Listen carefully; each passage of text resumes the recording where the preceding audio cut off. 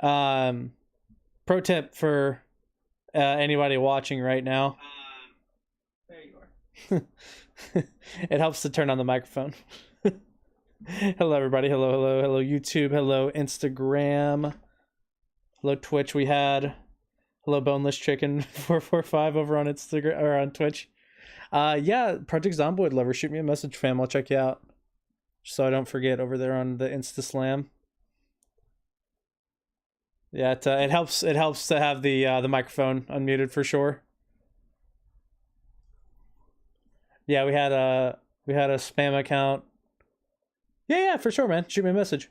We had a spam account pop in over on Twitch for the first time in like a minute and a half. So that's got to be some kind of. I'm gonna write that down somewhere. We're gonna have a chart for the fastest spam accounts. All the love, homie. All the love. All right, so we got some Zomboid here. This is a run that I had previously shown off. It was doing significantly better than I am now. My character is kind of getting his ass kicked a little bit. I found morel mushrooms, but I don't know if they're edible or not. I tried Googling it, but the answer was mostly unclear. So yeah, I'm living in this crappy little Jeep now. Want to make Project Zomboid more popular? Heck yeah, and it deserves all the love, all the popularity, you know. So I figured we'd play a little bit today. We'd look at some dev blogs, old and new. Let's everyone coming in, just let's talk Zomboid, man.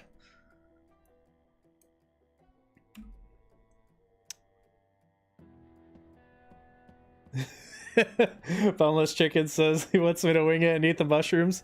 So it said online that morel mushrooms, if they're actually, because there's false morel mushrooms. This is from a mod called R&R Mycology. By the way, it adds more of an overhaul. No, this is not build 42. I'm just playing on my normal save game.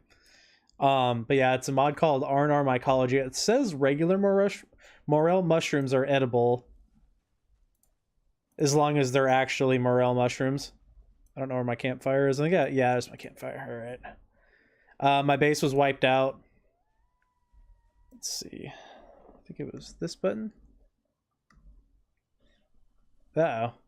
Oh gosh, that's right. I forgot to enable a mod. I have my. How long is the stream? Probably for a while. I'm probably gonna be live for. Anytime I go live, I try to go for minimum 3 hours, roughly. Yeah. There's so many chats to watch. I got YouTube on my phone. I have Twitch on my Streamlabs. And then I have Instagram open on a separate browser source. So yeah, I had my helicopter set to sometimes. And I'm like at my breaking point. I cannot. I've lost like 3 bases now because of the helicopter. Let's trying to remember what the name of the mod was so I can enable it. Change sandbox options. Okay, cool. Oh, what's this? I saw this mod. This is new. Oh man, these cars look sweet, dude. Can you put armor on them? That's usually the deal breaker, is how good the armor is. It's fairly minimalist. I'd like to be able to do a little more than just window and grill, and it's pretty mild grill. I do like the custom items on the roof rack there, but yeah, I know what the mod name is. How many hours do I have? 3,000 and some change, I believe. I'll go double check that information. How do you guys like Spiffo Cam? That's something I'm trying out. We love us some Spiffo Cam. Stream avatars. 3,228.4. That's my total time. I've been playing for years, though. I've been playing for a very long time. Also, fun fact, you guys, take advantage of this new Steam sale, you guys. Seriously, I got like 4 games for like $30. I got Mad Max The Front, Breakpoint, which has semi-mixed reviews, but I mean, I'm willing to pay $10 for like a fully fledged game like that. And one that I had recommended called Darkwood. It's like kind of a horror-esque top-down game. Hello, DJ. Hello. But yeah, Change. That's the name of it.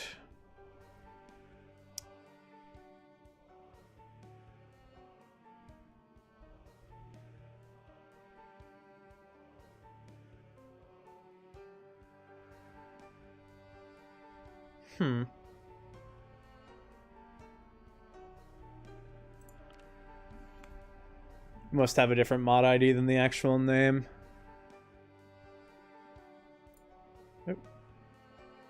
I'm getting all my misclicks and my stutters out before we actually start the game.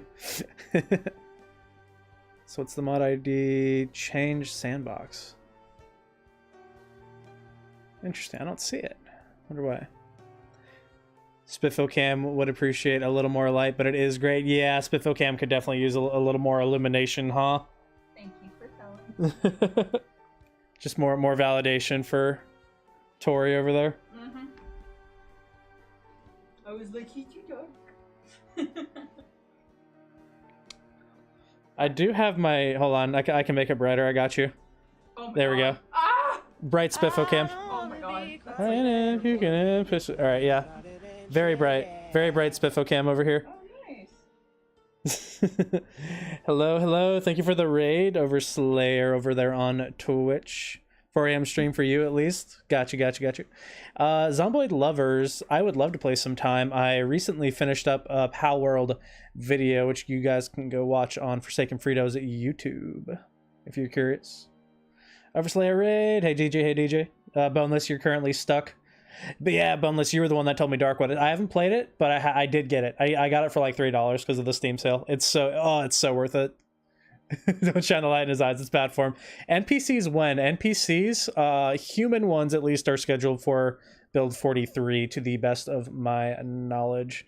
Yeah, we had so we got regular Spiffo. It was either regular Spiffo tonight or Steadfast Spiffo is one of the two. Over Slayer, how was your raid, friend? How was your raid? How was your stream? How was your stream raid? Your raid stream even? Boneless Chicken, you've been stuck in an apartment building. The duality of the TV meta, the TV hallway meta. Man. Do I need to turn on my PC to go do shutouts? Yeah, if you don't mind, that's a lot going on. Okay, I need to figure out where this stinky mod is. Chinatown.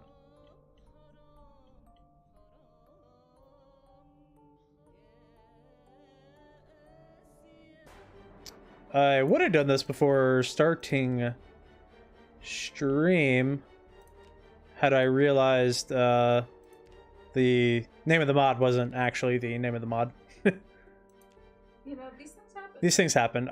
Cataclysm Dark Days Ahead, man. Now that is a mod with some chest hair. If you truly want fear, this is your go-to, man. This is your guy.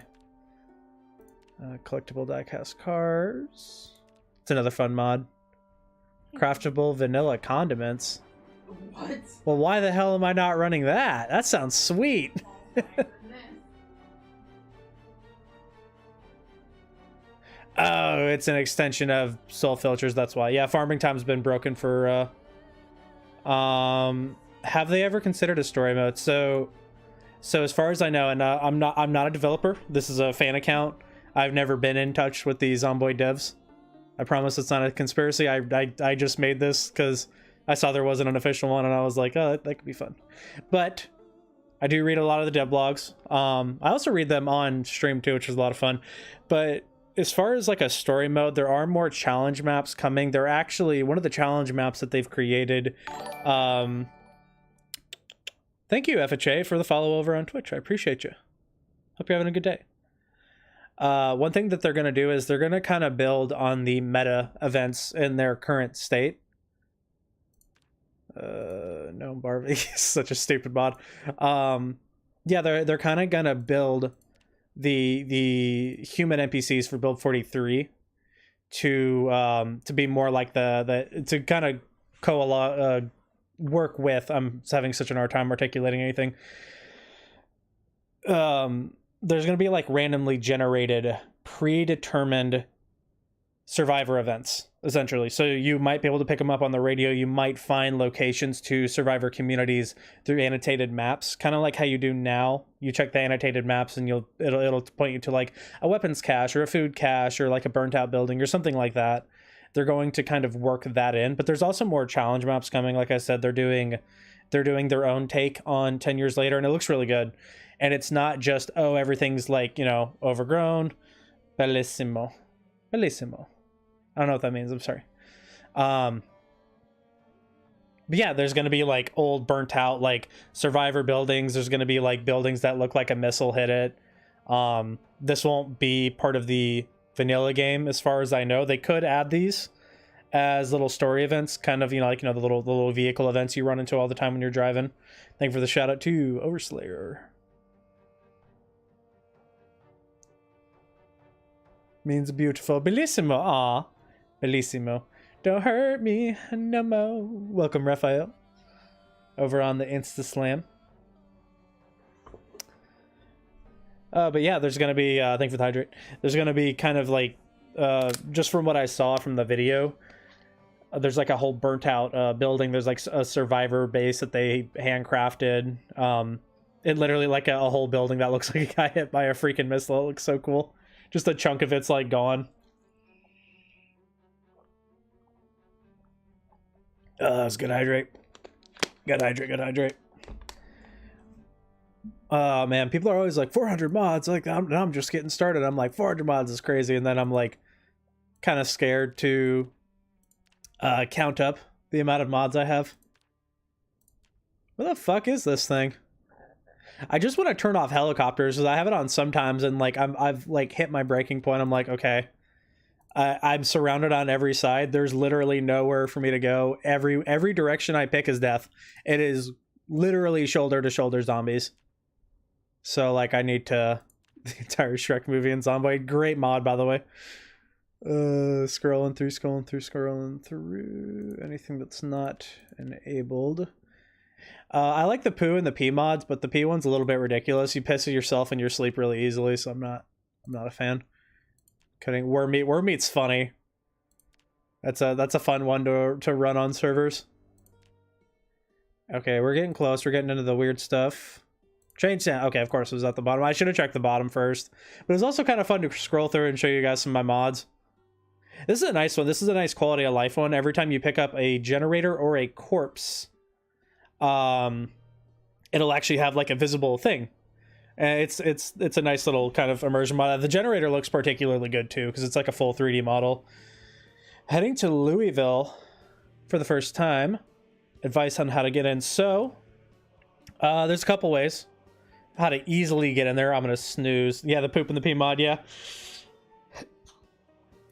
I have a lot of comments to catch up on over on Twitch here. Sorry about that, guys. Okay, now I can open up my... Sorry, I've got like crazy browsers. So there's a couple ways you could go about doing that. If you have a propane torch and a propane mask, you can actually cut through the big fences, and you can go in wherever you want. And if you literally just walk that little fence road that they got going on there, there's a couple military outposts that you can loot sprinkled through. Some parts of it might be hard to get through because there's car crashes in between those. And that can be those can be kind of hard to get by because it is tight. It is very tight when there's cars in there. Or you could try to plow through in the main checkpoint, which is there's tons of military loot. There's a whole survivor camp in the beginning area. It's actually really, really cool looking. And also, fun fact about the little survivor camp. I'm going to go ahead and start letting my game load up because it's going to take a minute as I knock everything over in true Frito fashion. There's another fun fact about the survivor camp. They have these wood barrels, or not wood barrels. They have these metal barrels that they use to burn wood. And the metal barrels are really cool because they are double what the level 2 rain collectors are. They can hold 800 units of water. It's very, very cool. Let's see here. Oh, nice, DJ. You're hanging out with Raz. Heck yeah, heck yeah. Haven't been using the TV. The power's out already, and I've been hiding every time I tried to leave. I get jumped by zombies. Oh no, I'm so sorry. I wish the zombies had fall damage. They like it's weird. They don't like you can make them fall, and you would think they get hurt, but they don't get hurt, sadly. Breakpoint is one of those games where you won't know if you hate it or like it. Yeah, that's kind of the mentality I'm going in with. I like the idea of Wildlands. I didn't like how Wildlands had forced stealth missions that were failable. If you break stealth, when the stealth mechanics in Wildlands were as bad as they were. I know that's not a popular opinion. I know a lot of people liked Wildlands. I liked the fighting. I didn't like the stealth. I thought the stealth was very poorly done in Wildlands. I don't think I'm ready for the main entrance. I think I'll go for the propane. Yeah, you can do the propane. You can also break it down with a sledge if you have one of those. The fence goes really, really, really far. I don't think there's actually any gaps in it. As far as I know, there might be, besides the main entrance. But yeah, you probably have an easier time cutting through somewhere else.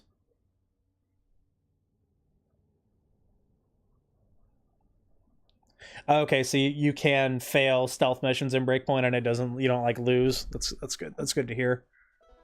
Some of those missions are hard, man. Like, in some of the beginner ones are hard too. Okay, right click, sandbox options. I'm gonna pause. Yeah, it's literally just the helicopters. I just need to turn them off. I've been hit by about 3 helicopters. And guys, when I kid you not, so let me show you guys where I'm at, right? So I'll open our map here. We have a modded map area this way. We have Ekron here, Fort Redstone, Raven Creek. I am surrounded completely. That is how bad my situation is. I can go no direction without hitting zombies. My base was here. And now it's like all zombies. I'm so sad. I had crops. I had rain collector barrels, you guys. Yeah. If you got the propane or the propane hammer, if you have a, or you have crowbar in real life. I do not have crowbar. I should get crowbar though. It's a great tool. Yeah, the sledgehammer will get it done though, which is very nice. It's very nice. Real PZ players go straight through the woods and die. Accurate. Also, hello Raz. Hello. Appreciate you coming by there. Wait, let me just make sure I actually did it properly. Yes, okay.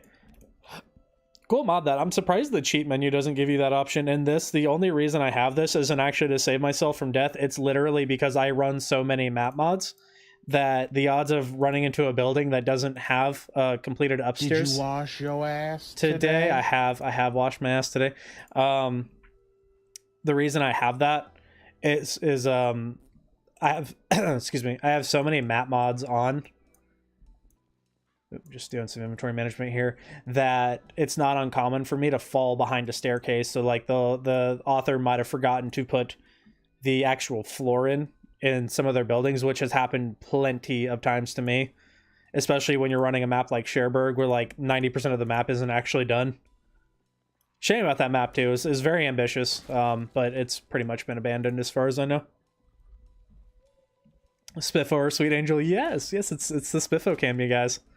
It's so wholesome. As you can see, I've been win 42 this year. That's all we know is it's gonna be this year. I can say that with certainty. That is coming straight from the Zomboid devs, that we will be getting it this year. Probably before November, if I had to guess. The Indie Stone has made it very publicly known that they don't do crunch. They don't force a product out to meet deadlines. They're very much so it's ready when it's ready kind of thing. I recommend checking out the dev blog though if you're curious. I was planning on reading it a good bit today, just for funsies. Death by 1,000 scratches, yes. How can you get a Spiffo plush? That's a great question. Unfortunately, so they did it in 2 separate campaigns. They work with a company called I believe it's called Makeshift. And Makeshift, they give them the design, and then people can basically pre-order the plushies. It took me a little while to get mine because it's not like you order it and then you get it. It's like a whole like campaign where they do it. There aren't any active now. So if you were able to find a Spiffo plushie, it would be secondhand. It would be from someone who purchased one when the campaign was still going. They've done 2 so far. This is the first one they did. This is regular Spiffo. And then Steadfast Spiffo is a secondary one. He's like 6 months later Spiffo. And he's got like an eye patch and like a different weapon and all that. Spike baseball bat, go Burr. Yeah, this is my old base. I've been trying desperately to get in here. I did the fence box wall strat, and when the helicopter came, they completely wiped me out, unfortunately. So now I kind of have to rebuild here.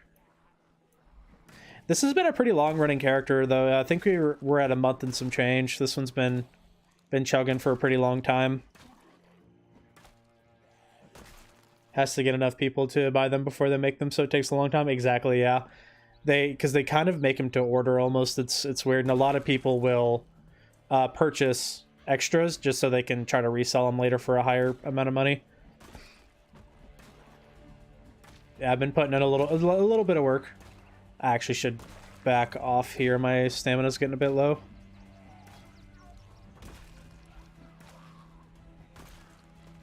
Just close that. I have enough HUD. Yeah, I'm just gonna go ahead and retreat here. The hard part about fighting like this is the corpse miasma. It's very hard not to get sick. So anytime I'm recovering stamina, I have to kind of make myself a little clean area so I can properly like rest and recover. Also, fun fact, if you ever want to get up quickly from a seated position, just hold shift and then hit the arrow key. Don't just hit the arrow key to get up. Yeah, that'll help you get up quicker. Because if you have a... Thank you for the reverb fart. If you have a character that doesn't get panicked, they won't automatically do it themselves. They'll get up really slow. And you're probably going to get tagged. Morel mushrooms. Alright. Alright, I'm going to do it. I'm going to cook them. I'm going to cook them and I'm going to try to eat them. Oh, they're still following me.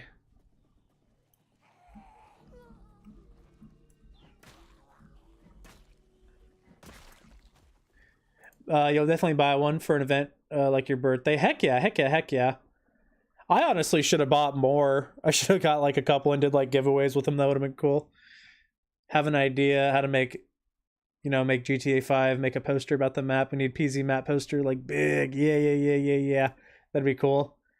How bad the infection is surrounding dead bodies. So it scales off of proximity and how many like you're close to. It also scales on whether or not you're in a closed space with the dead bodies as well. Even if you're not close to them, if you're in the same building, as far as I know, they still apply as if you were standing right on top of all of them. Yeah, it's the severity is just kind of how many you're close to there. Let's see, 4 hours. Okay, yeah, we're good. We're good. Please, mushrooms, I'm begging you from the bottom of my heart, please do not be poisonous. I'm going to be very disappointed if you're poisonous.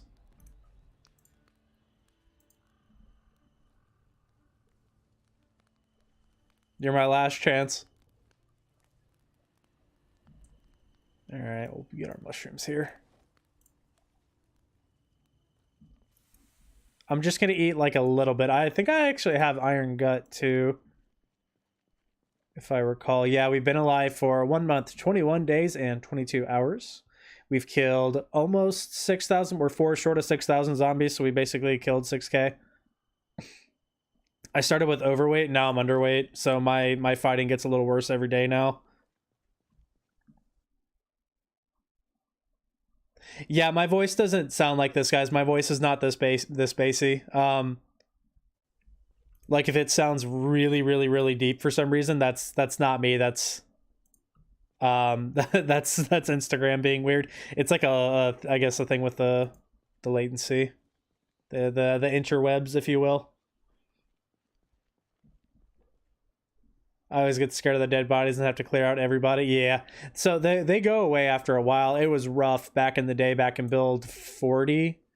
The zombies didn't go away. When you killed them, they were there forever, and you had to like burn them essentially, or bury them, or whatever you want to do to get rid of them. And it took a very long time to get rid of corpses. Hello, Comedy by Dizzy. Hello. How art thou? My dear sweet friend. You little rage baiter, you. For maniacs like you making plans in the poster map, like that could be fun. That could be fun though. Print out a map and then actually make real life markings to it. That'd be pretty neato. Yeah, I've done a little bit of killing. Very nice for situations like this. There's a mod called, I think it's one container for them all. You can go up to a bunch of containers like these zombie corpses, hit show all, and then say you wanted to farm for maggots for fishing or digital watches for electrical. You just hit show all, and then you can pick it all up. Easy peasy. Make that easier. Be nice like a body bag, which is craftable or something. Yeah. So that was one of the mods I showcased earlier. It actually shows visible like body bagged zombies and a generator. Also, fun fact. This is how powerful keen hearing is, ladies and germs. I can see him. I am not facing him. You can see them so close to you. You get such an advanced warning. So keen hearing, yeah. If you've never used that perk, I highly, highly recommend it. I would honestly use keen hearing over a combat perk like Brawler. And like Brawler is like one of my must-haves now. But I would honestly take that hit just for... I'm trying to check my inventory before she's dead. But I would honestly take that combat hit just to be able to see them coming sooner. My poor guy has not had a shower in actual weeks. He's so stinky. I want to tell you something. I was in an online huge server and I got an idea. Me and my friend got like 50 Molotov and burned all the city. We got banned. Yeah, you already know, Jenko. Keen hearing's like, oh, it's such a good perk. It's such a good perk, bro. I got banned off of a big one too. It was a server. It was the first time we ever played with on a server that had the poopy mod, and we asked like there was like 30 people on too, mind you. We were like, hey, how does the poop work? How do you go poop? And everyone ignored us, and we got mad. So the first base we found, we just started like picking up all their we picked all their cabbages and went and hit them in the woods. This is at 3 Mansions, by the way, in West Point. We went and hit them at the cabin. and then I went and I started stealing the little hedgerows. You get too used to having keen hearing, and then without it, you just get hit from behind. Yeah, no, that makes perfect sense. It's so easy to get tagged from behind without keen.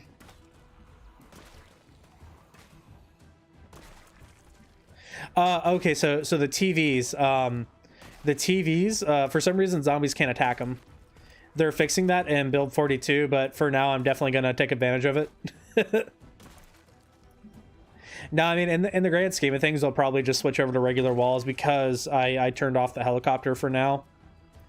It's fun for a little while, but once you get backed into a corner as badly as I am right now, it's very much so like, okay, I would like to do things other than killing.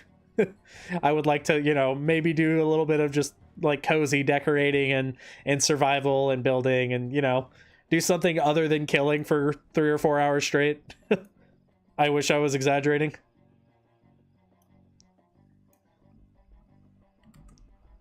But yeah, the TV thing, it's because they can't break them. It's just like the waist high fence box thing. Which, I mean, in the grand scheme of things, after a certain point, like, you just have to be like, well, there's no point in just cheesing it. Like, just... I really should just stop cheesing it and just turn on infinite player structure health. To where, like, they don't even touch it.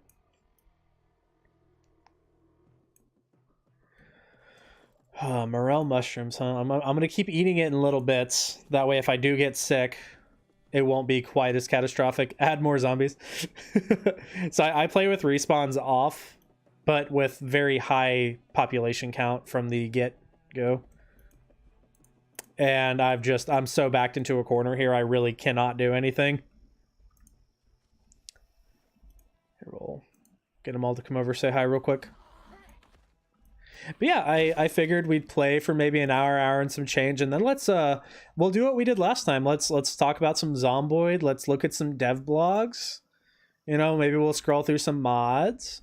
Also, if anyone's curious why we're not getting too crazy mod selection right now, wow, I am really starting to suck at fighting. I really need to gain some weight.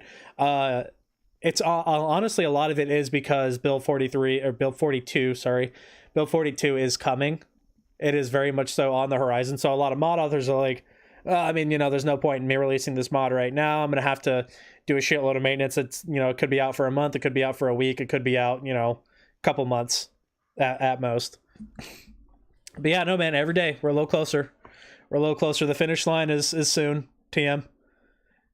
I don't know. My build is always carpentry based every time. It's hard not to be carpentry based, especially if you're doing a build that's maintenance heavy. If you're like me and you like to be able to kind of hoard the really good melee weapons until you have like 6+ maintenance, Handy is the one that gives you that buff, and that comes with carpentry as well.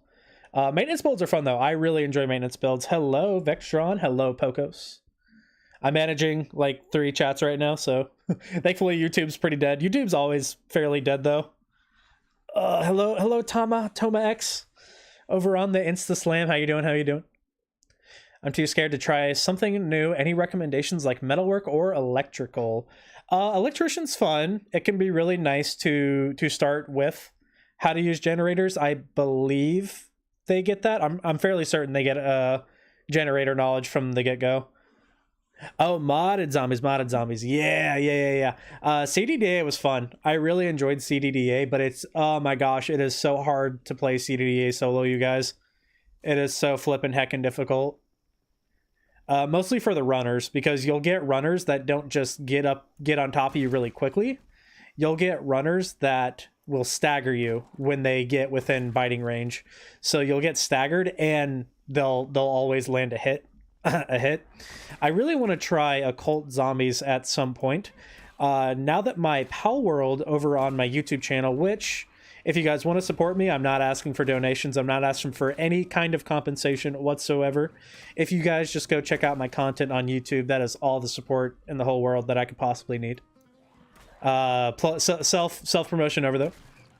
But yeah, now that video's done, I'm actually planning on doing a backrooms centric run. I'm going to try to survive the backrooms map, the map mod in Project Zomboid. Fucking excuse me, madam. Also, fun fact, if you jog into zombies, you shoulder check them, they can't bite you. If you ever get stun locked, don't try to hit spacebar or try to swing, just hold shift and pick a direction. That is like the easiest way to get out of a stun lock.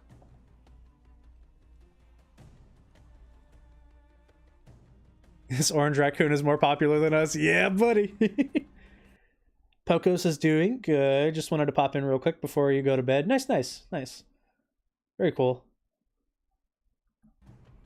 Yeah, I started stream very late. I'm on an awful sleep schedule, but I am happy that our boys over the ocean, over there in Europe, get to see a little bit of stuff. We get to talk about a little bit of Zomboid.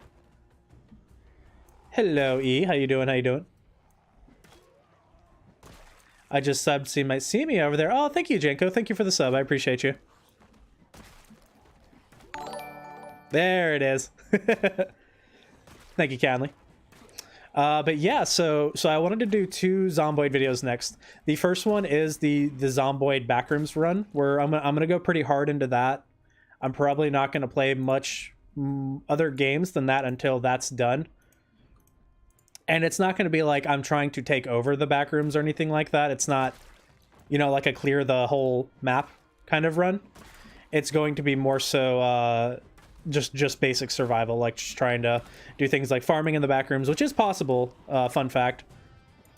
It's not really cheesy necessarily. It's like, so when you pick up the carpet in the backrooms map mod, it's concrete underneath, right? But thank you, that scared the shit out of me. But that I lost my train of thought now. But if you pour gravel on it or sand from a gravel or sandbag, and you pick it up, it becomes dirt.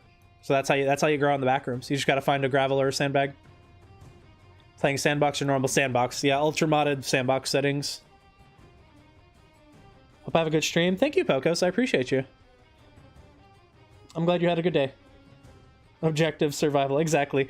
But what I'm excited to announce here, we're probably going to end up setting up a community server, and it's going to be a Backrooms map mod community server. It's going to be very, very fun and chaotic, and I'm not really sure how we're going to moderate it, but we're going to do the best we can.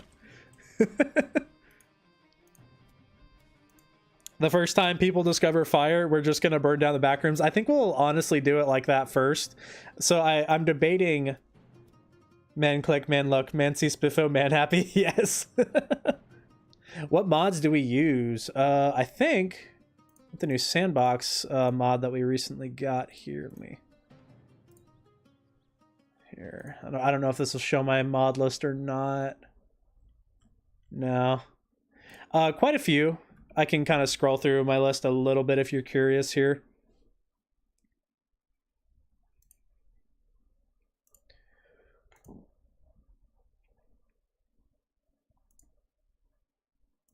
Yep. Yeah, a lot of mods over here. Yeah, like 20 pages of mods. Some of the ones I really like. I love AutoSAR. Every AutoSAR mod that functions correctly, I love it. Love it. I love car mods. I love car mods that can have armor specifically. If it can't have armor, I actually don't really like to use it. Of course, Britta's armor and weapons. Scrap armors and weapons and guns. This one, not so much. I used to do a lot of cryo runs, but I kind of got burnt out on those. I don't really feel like doing those too much anymore. I'm just kind of scrolling through, give you a rough idea what we're looking at here. Advanced trajectory, I'm kind of indifferent to. I kind of like the way the vanilla guns work, but I'm using advanced trajectory just to kind of switch things up. But yeah, I have quite a few pages of mods. I use most of them. There's a good chunk of them I don't use though, but most of them I do use. But yeah, I really want to do a little Zomboid community server for us. It's going to be probably impossible to properly like moderate it because it's not like normal community servers where you can like claim a base and there's like safe house protections. It's just one giant building. So there's probably going to be anarchy, like quite a bit of it.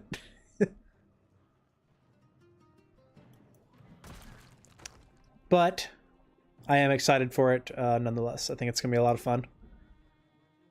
And that'll probably be its own video too, if I'm being completely honest. And nice thing with this server too, it's not hosted on my machine. Anytime I do a dedicated server for anything, this is not sponsored by the way, I use gPortal. gPortal is my go-to. I used to really like Nitrado back when I still tried to do like little PvE ARC servers because I don't like PvP very much.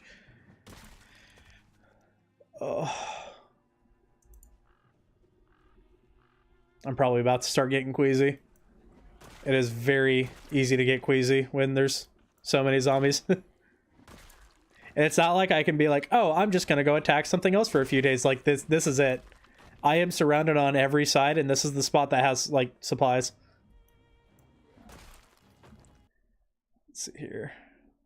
Really love a server to play on. Please post on YouTube so I can get on. Absolutely, absolutely. Yeah, no, just gotta play Project Zomboid. Project Zomboid's where it's at. Gotta do life? Nah, just Project Zomboid. Roll crits. I need all the crits. I had used the Gothic sword for a bit. It was kind of one of my last ditch efforts to take my house back here, my personal gas station.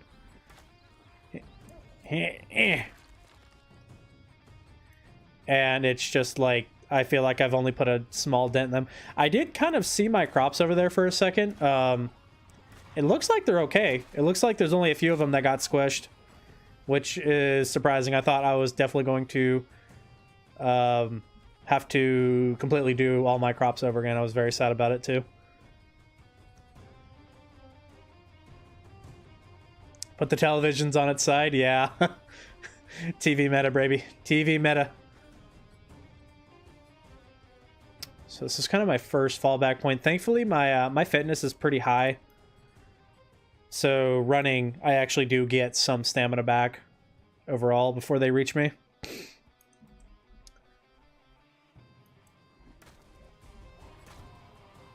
What are your guys' favorite perks? What's like your like go-tos? I think mine is probably like organized and cat eyes. Like I refuse to play the game without those two perks. Plus dexterous. Dexterous is another really nice one. Especially when you play on settings that are more than 1 hour days, because I like to do 2 hour days just so I get a little more out of it. I tried 3 once. I tried the 24-hour one and I was like, oh god, it takes a long time fast forwarding on full speed to like do stuff. It's a fun idea to do 24-hour days. I think everyone should try it once. But yeah, no, it's just not feasible. Yeah, we got Spiffo Cam. Def. Oh, yeah. Now we're getting into the real meta perks. Project Zomboid is unfair for the hearing. For people who can hear. Change my mind. No. It's free perk points for them. It's not fair. It's terrible. There's a blind mod. There's a mod where you can be blind and like you just can barely see anything. That mod's wild. Hard of hearing though is like unironically, I would rather take deaf, keen hearing, and quick reading. Nice. Deaf. Yeah, we got deaf. One of my least favorite is hard of hearing, because like I thought it was just, oh, you can't hear stuff when they're closer. Everything sounds like it's underwater with that perk, and I don't know. I really don't like that. Just, personal preference. One of my go-tos is actually slow reader. I like to slow down the pace of the game quite a bit, so I take perks like slow healer and slow reader, as well as slow learner. It makes me kind of feel like I can enjoy the early to mid game a lot more, and it also makes it feel like when I do have days where I just hide inside, because there's like, you got a tropical storm, you have severe fog, blizzards. And not the good kind of blizzard. Okay, if I can kind of take this area, I feel like that's a good foothold, because then I'll just have to take everything head on here. I feel like we are getting there, though. I feel like we are making progress, and they've only killed 8. They've only killed 8 of the crops. Okay. That could definitely be a lot worse. That's not a bad spot to be in. Yeah, I'm trying to get my base back. That's mostly just what I'm fighting for at this point. I'm also fighting for my supplies too. I'm just mostly trying to get to the food, because I am living off of what I can forage. And I am brand new to R&R mycology, and I do not have a speck of lemongrass. So if I get sick, I'm kind of screwed. And there's the sick modal. All right, yeah, we got to clear out. This will be a good chance to kind of showcase what I mean, though, when I say I'm surrounded on all sides. I can kind of show you guys what's waiting for me up at Ekron. You have the Survivor Spiffo plushie. I didn't catch the original one. Oh, that sucks. That stinks. Yeah, I heard about it first over on Reddit. I really like the Reddit over there. It's fun. There's a lot of fun content. But yeah, they post all their dev blogs to Reddit, and I think they post them on Twitter too. I'm not a big Twitter guy, though. I don't like Twitter.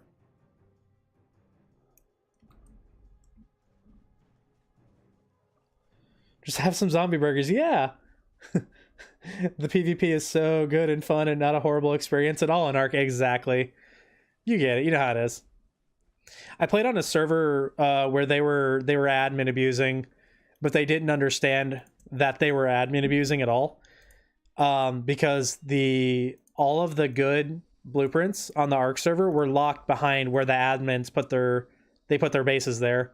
And I was like, bro, you guys are literally admin abusing. You guys let the other tribes get all their stuff first. And they're like, that's not admin abusing. We're not admins. And I'm like, okay, sure, buddy. The morel mushrooms haven't made us sick yet. So, I mean, I feel like we're okay. That's like maybe a day and some change worth of food. Another good perk I love is, gosh, what is it? I'm having a brain fart. High Thirst. I really like High Thirst. It feels like water's not that hard to get in Zomboid. But man, oh man, am I ripping through my water right now. Here, we'll kind of scoot the car up a little bit here. You can always tell how bad the sickness is getting before the middle hits if you watch your heat. If you just kind of sit there and watch it for a bit when you're close to a lot of zombies, you'll kind of know like how close you're getting to getting the queasy moodle from being ill. So I think we'll hang out in the car for a bit. I can read some comments. Moral mushrooms are okay to eat in real life. Yeah, and that's what I read. I read though that I read that there's morels, and they do have a certain amount of toxicity to them, but it's very mild. But they said if you're gonna eat them, you should always cook them because cooking them can get rid of those toxins. And if you're gonna eat false morels, then what they said was you have to, if you cook them really, really good, they are technically still edible, but you shouldn't eat them like at all. But yeah, I'm crossing my fingers that these are okay. That's what I was gonna say though, Vectron. The about the zombie burgers. There's actually a mod that lets you butcher zombie corpses, and it gives you rotten flesh, and I'm pretty sure you can cook with it. The only reason I would get that mod is just to raise my cooking skill fast. And there's other ways you can do that quickly too, especially with Jigga's Green Fire. If anyone doesn't know and you guys run Jigga's Green Fire, and if you don't run Jigga's Green Fire and you want to know what it is a mod that adds a whole bunch of new content specifically for the smoker trait. Makes it a lot more fleshed out and fun to take. There's weed you can find. There are little water pipes that you can smoke out of. There's little rolling papers. There's all kinds of stuff. So if you want a mod to check out Jigga's Green Fire. But one thing that's kind of funny with that mod, you can mildly abuse it to raise your cooking skill, believe it or not. Every time you roll a cigarette, you get a little bit of, or a joint, you get a little bit of cooking XP. So you can just sit there and just like power level your cooking. It's pretty funny. This bat is not long for this world, I'm not gonna lie, you guys. I don't know if I've repaired this one. I like to repair things at least once or twice, especially with the spike bats, because you can still get a good bit of use out of them if you use 2 nails. I also have a mod that scales your repair effectiveness off of your maintenance skill. Very cool mod, and I highly recommend it. It makes maintenance a lot more useful overall. It does not look like I've repaired this, so we'll go ahead and get that real quick.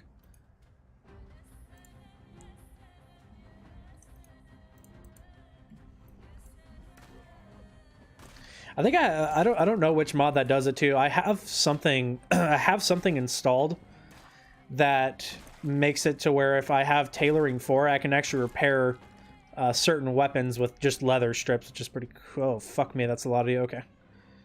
Going back off there. Depends on how fresh they are, but don't eat the darker core ones. Mushrooms knowledge? Hell yeah.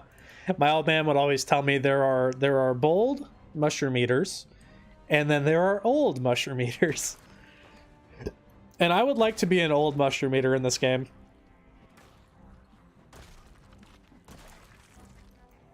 I also back up my saves with this game too. If you're not familiar with that, you can actually take your saves and your Zomboid folders and copy paste them over to another folder. You can technically back up your save that way, which is nice.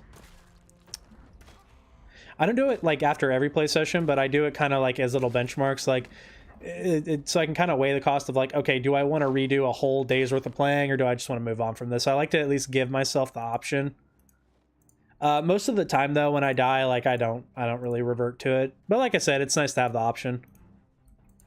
Ad break. It's an ad break on the Twitch.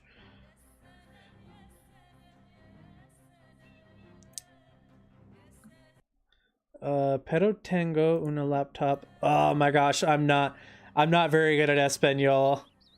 Lo siento. I did a little bit of Spanish practice over on Duolingo. I wish I knew what pero means. I don't remember what pero means.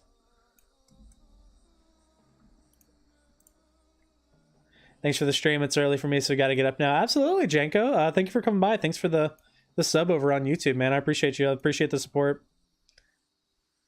They love their PC, but their laptop. Oh, gotcha. Okay. I was like, I know what laptop means. No, I feel that. You know, one thing people can always do, for settings, you can actually go into your options, go to, I believe it's, oh gosh, which one is it? There, blood decals, this one right here. Amo, if you turn this from whatever percent, if you turn this off, it'll actually run better.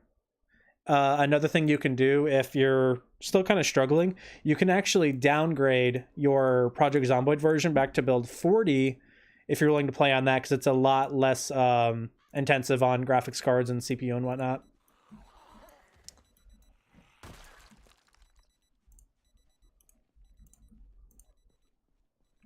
Zomboid.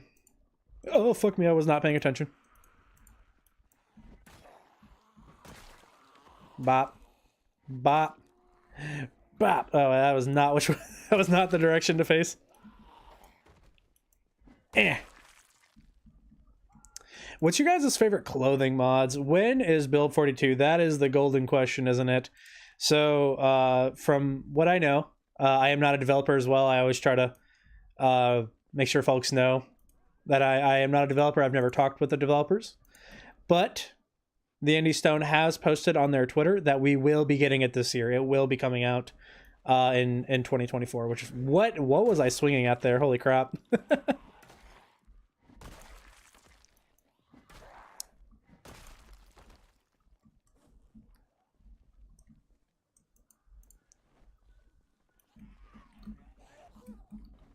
Welcome back from the ad break restaurant. Hello. Spiffo is cute. Wanted to bop in and say hi. I'm off to bed. I'll leave the stream open. Thank you, Kat. I appreciate you. I hope you're having good memes. But yeah, this is what I'm talking when I'm saying like I'm surrounded on every side. This isn't even in Ekron. This is just the turn off for Ekron right here. That's how far I've made it into Ekron too. It's just my zombie settings, they have high toughness. They have very good hearing. They have very good vision. So it's very hard to hide from them. And with the constant like back-to-back helicopter events, I got very overwhelmed very quickly. And I would like to do just like a little bit of exploring, a little more of the homesteading and do like cute decorating survival stuff. So that's kind of why I dumbed my settings down just a little bit with the helicopter. I might turn it back on around month 3. I might do one more in month 3 or month 4. And then maybe do one once a month from there. But we shall see. For now, I'm just going to go ahead and 86 it. Because I like I said earlier, I really would like to do something other than just fight nonstop in this run. I'm going to get burnt out very quickly if that's all I do. But yeah, I can't even walk through the woods here, you guys. That's how bad it is.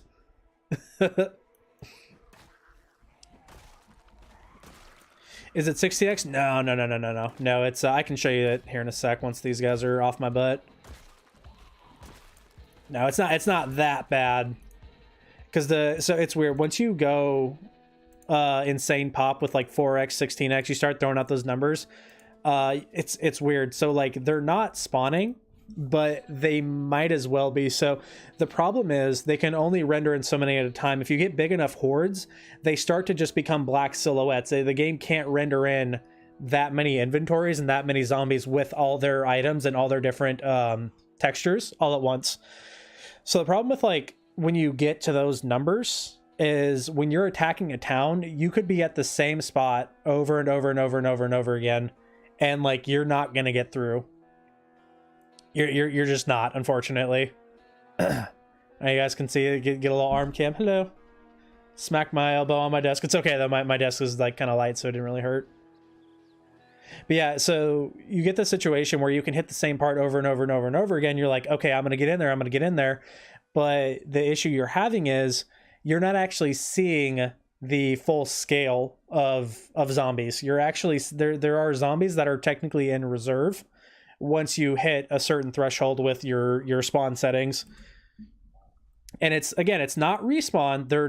You're not getting new zombies, but you're essentially draining, like, draining literally a pool of zombies. Oh, heck yeah, we can talk after stream, absolutely, friend. DM me too, feel free to message me, I can send you my Discord link. Same goes for anybody in the stream. If you would like to hang out with me on a voice call, you ever want to come chat Zomboid in a VC with me, you're more than welcome to. Just hit up my DMs, and I'll be sure to message you the Discord link to come hang out. And you'll also get all the go live notifications there when I remember to post them there. I definitely did not remember to do it today. I also try not to like abuse my ownership of this fan account too, which is why I don't really post all my stream notifications on here. Because I like when I do, I want it to just be like Zomboid specifically. Like I have like used it to promote videos in the past, but no, I try not to like promote non-Zomboid content if I can help it. Yeah, all the love, homie. All the love. I appreciate you. I appreciate you hanging out with me. It's always nice. It's always nice to hang out with some other Zomboidians, some Spiffo fans, if you will. I am also a fan of the Spiffo.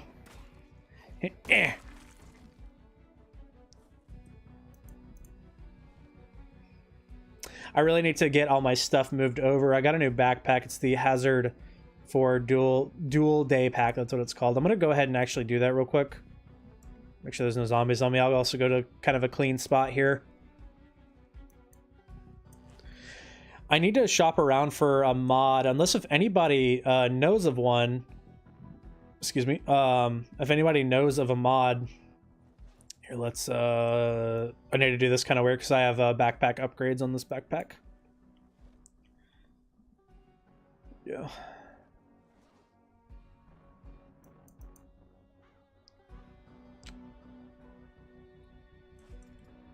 Okay.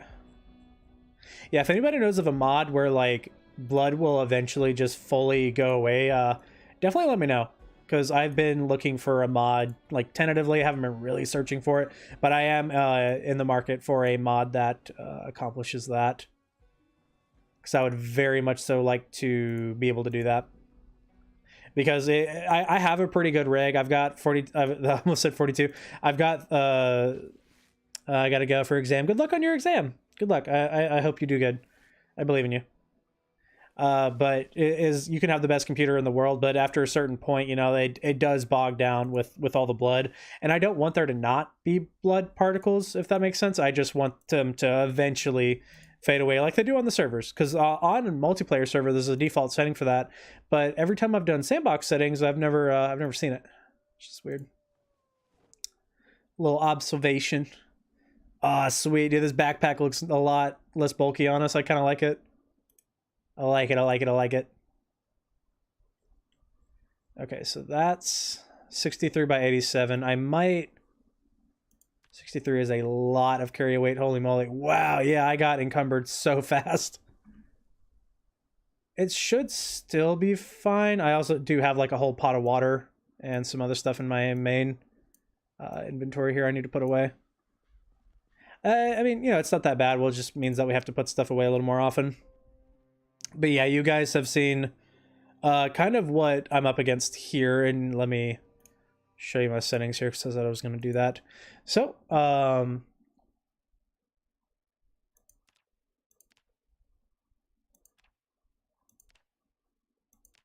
make sure it's all my original stuff here.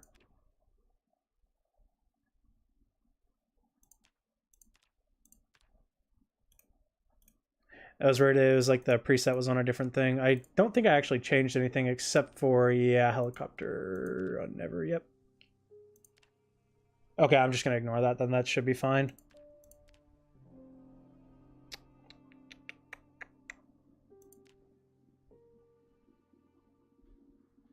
Yeah, zombie lore. So we got fast chandlers. They have normal strength. They have toughness, no transmission. Hate me if you want. I like longevity. You gotta play for fun, you know? Don't let people ever shame you for how you have your Zomboid set up. They have long memory and eagle eye vision. I don't like reanimation. Reanimation's kind of weird. I've seen it bug out. My pop multiplier is set to 2.7. Start multiplier is 2.2. Peak multiplier is 2.2. Respawn unseen. Respawns are basically off just because of the sheer amount. Now, this is the one that's been screwing me the most, is follow sound distance, 900 tiles play sandbox. Yeah, yeah. Don't ever let people like shame you for how you play. You got like people play this game for fun. You know what I mean? I'm trying to remember. I believe mine are on the second one. It's not like insane pop, but it's very high population was the baseline. Yeah, I hope in the future we do see a setting to where it like default that it washes away in the rain.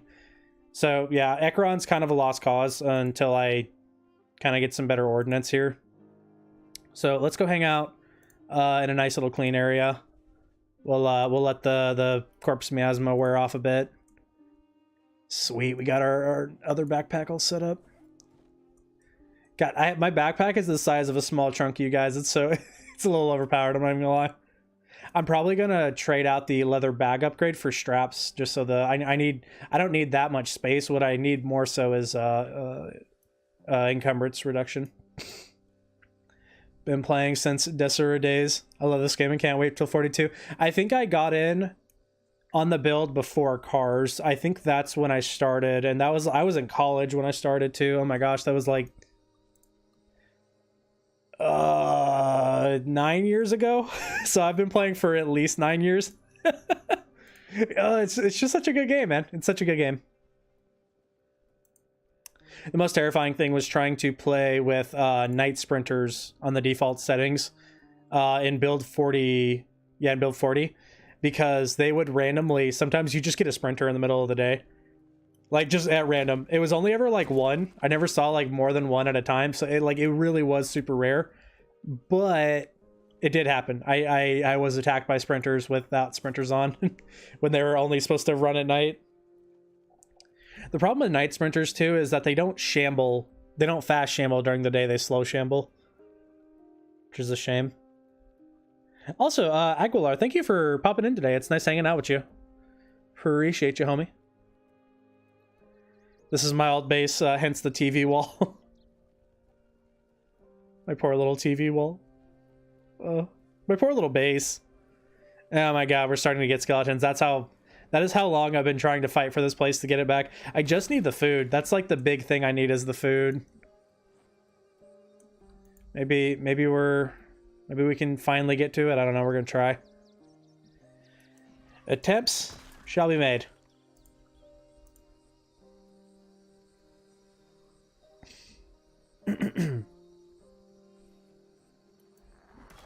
Spiffo! Hello, Delag. Hello, hello. We got the Spiffo cam today. I wasn't sure if I was going to do nice looking Spiffo or steadfast Spiffo. I look forward to the next Spiffos they do too. I hope we get like a zombie Spiffo. Yo, that was the stutter from hell. Oh my goodness, what did I just load in? I don't like this little corridor I'm fighting over here, but it's probably the fastest way in. Ooh, is that cannabis? Ah, cannabis seeds.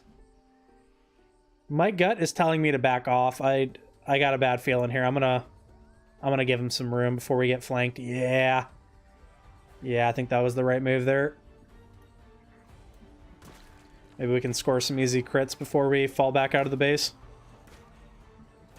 Yeah, I figured we'd stream some gameplay for a bit. I might stop in roughly 30 to 40 minutes, and we can talk about some of the dev blogs. I love streaming and looking at the dev blogs. It's a lot of... Oh, fuck me. Okay, we need to get out of here. Excuse me. Oh. Yeah, I'm just gonna do full retreat here. That's way too many. Okay, so we might be able to sneak into that backside, but it's gonna be hard. It's definitely gonna be hard. I'm trying to save as many of my plants as I can. They've already killed like 8 of my crops. I'm surprised they haven't killed all of them though. I'm gonna be real with you guys. I definitely thought I was gonna have to get new seeds because that was like all my seeds I planted. I did not think our base was gonna get rolled like that. Zomboid. By show of hands, who also has the full Shrek videotape mod?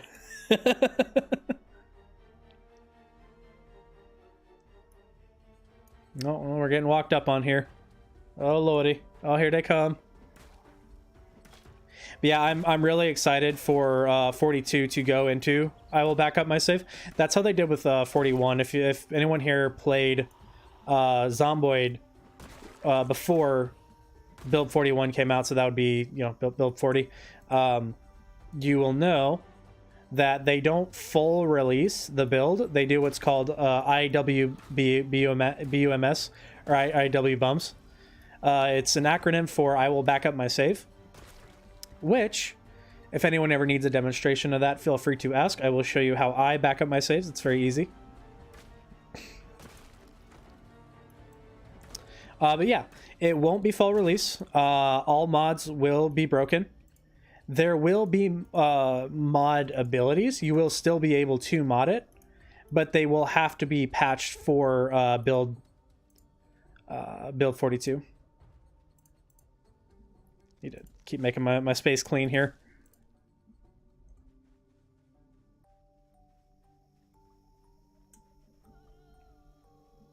But yeah, I am very excited for the IW bums when 42 does drop. It's hard too. So I did want to stream Zomboid. I hadn't streamed him in about a week until now. And it's not even that I don't want to stream. It's that when I sit here and I talk about build 42, I stream to the Instagram, I get excited. I get really excited, you guys, and it's like, oh man, like the days after, I'm too hyped. I get a little overhyped. I'm not even gonna lie. I know that's a silly reason not to stream, but that's genuinely my reason for for not streaming more on this account. Because like I don't want to get like too excited, you know.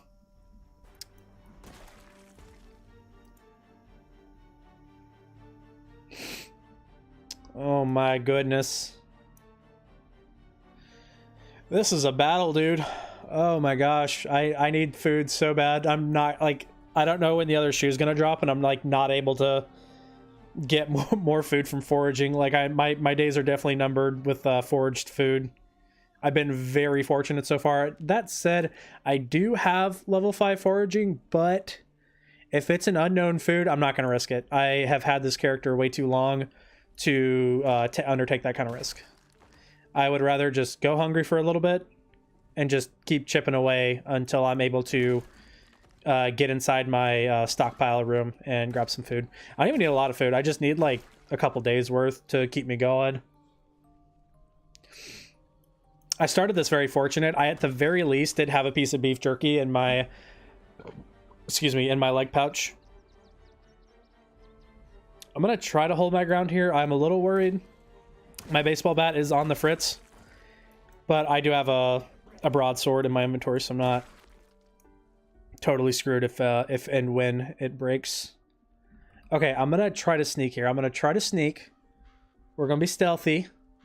Sneaky, stealthy, sneaky. And I'm gonna try to get into my stockpile room. I don't want the whole base back. Frankly, it's probably not a good idea to have it back at this point because there are just so many dead bodies.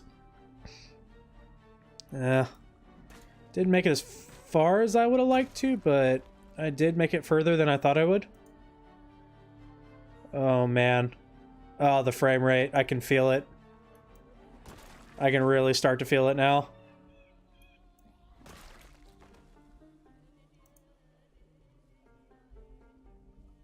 Yeah, that's it. That's the room we need to get into. I'm going to kind of pull him back to this little fence here. We're going to try to kill him over here. That's it. This is a good sign, though. We're getting to a point, we're getting far enough in to where they don't actually know how to get in. They don't know how to pathfind because the wall is so long. But I also just don't want to get pinched, which I don't think I will. I think it'll be okay.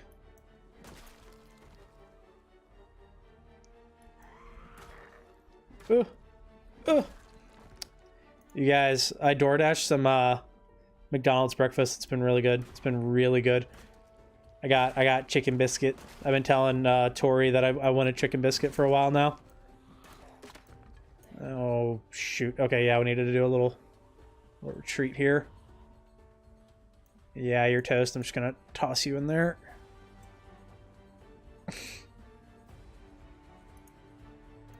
I don't think I'm ready for a machete, but I think I will run the synthetic sword for a bit.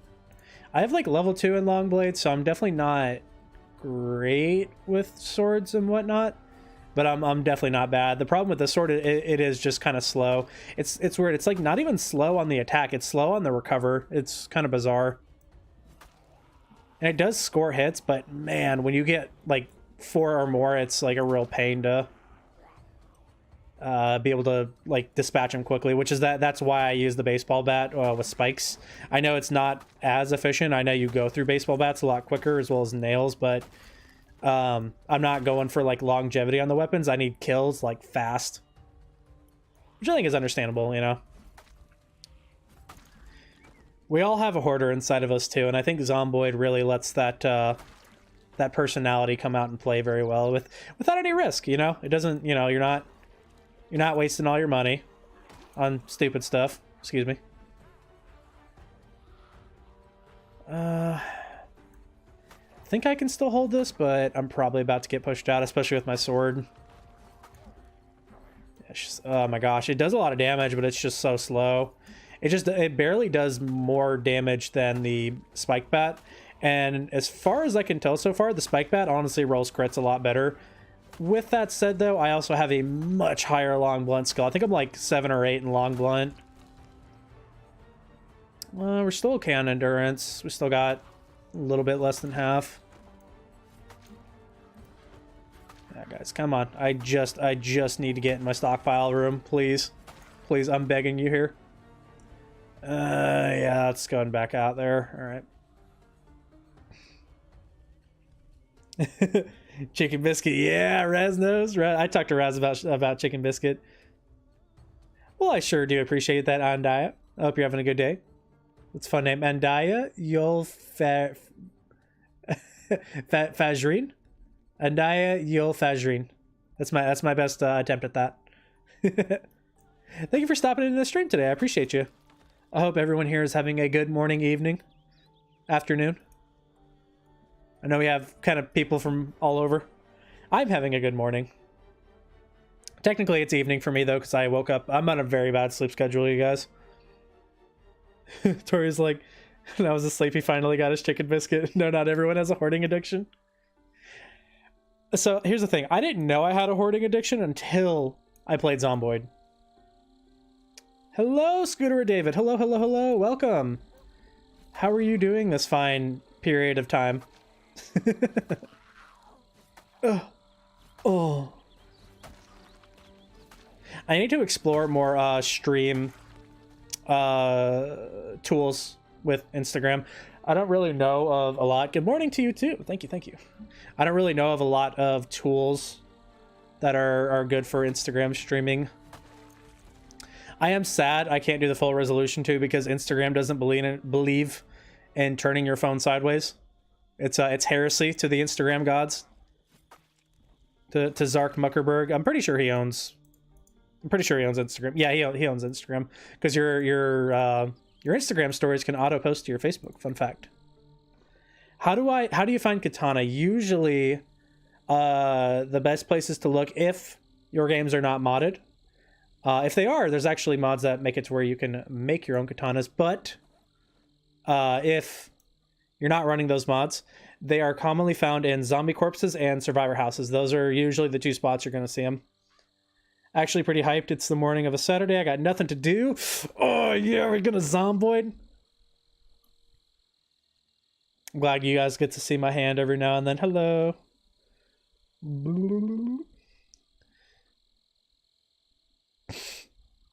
Oh my goodness, oh my goodness. Yeah, we got Zomboid. We got Spiffo Cam, you guys. We've been live for about an hour and 16 minutes here. I think once we get a little bit closer to the 2-hour mark, we'll go ahead and pause this. I'm probably not done playing this on stream, but I definitely want to scroll through the devlogs again and look at some more of the fun new features that are going to be coming with Build 42. Take everything here with a grain of salt. Game development is incredibly hard. Not speaking from experience because I personally don't have the patience for that shit, but don't be upset if delays do happen. Don't be upset if content is cut or is added at a later time instead of release. Half of the screen darker. Are you talking down here at the bottom?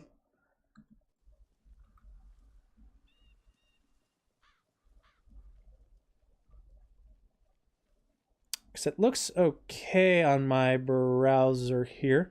Oh, never mind. Okay, yeah. Yeah, Instagram has some weird stuff when there is lag. Oh, yeah, that's just where the stream avatars are. It's like you have to kind of build a whole overlay from scratch because you don't stream in 1920 by 1080. I believe you actually flip it so it's 1080 by 1920 instead of 1920 by 1080. Okay, I'm actually like out of water, so I'm really want to get into the pizza restaurant here. On a multiplayer server, I based at this area at one point, and we had a whole rave in the pizza restaurant. It was pretty funny. We had a zombie come in, and I pinned him and started dancing on him like we were all dancing. It was really, really fun. Join us, Tori. But piles and piles of stuff and things. Exactly. I actually keep trash items from mods like pumped items because I think it makes for fun base clutter. I think it's fun to walk out and like you see your crops and you see all your stuff, but then like, you know, a pizza box just chilling on the ground. Like, I don't know, it kind of adds to the aesthetic a little bit for me.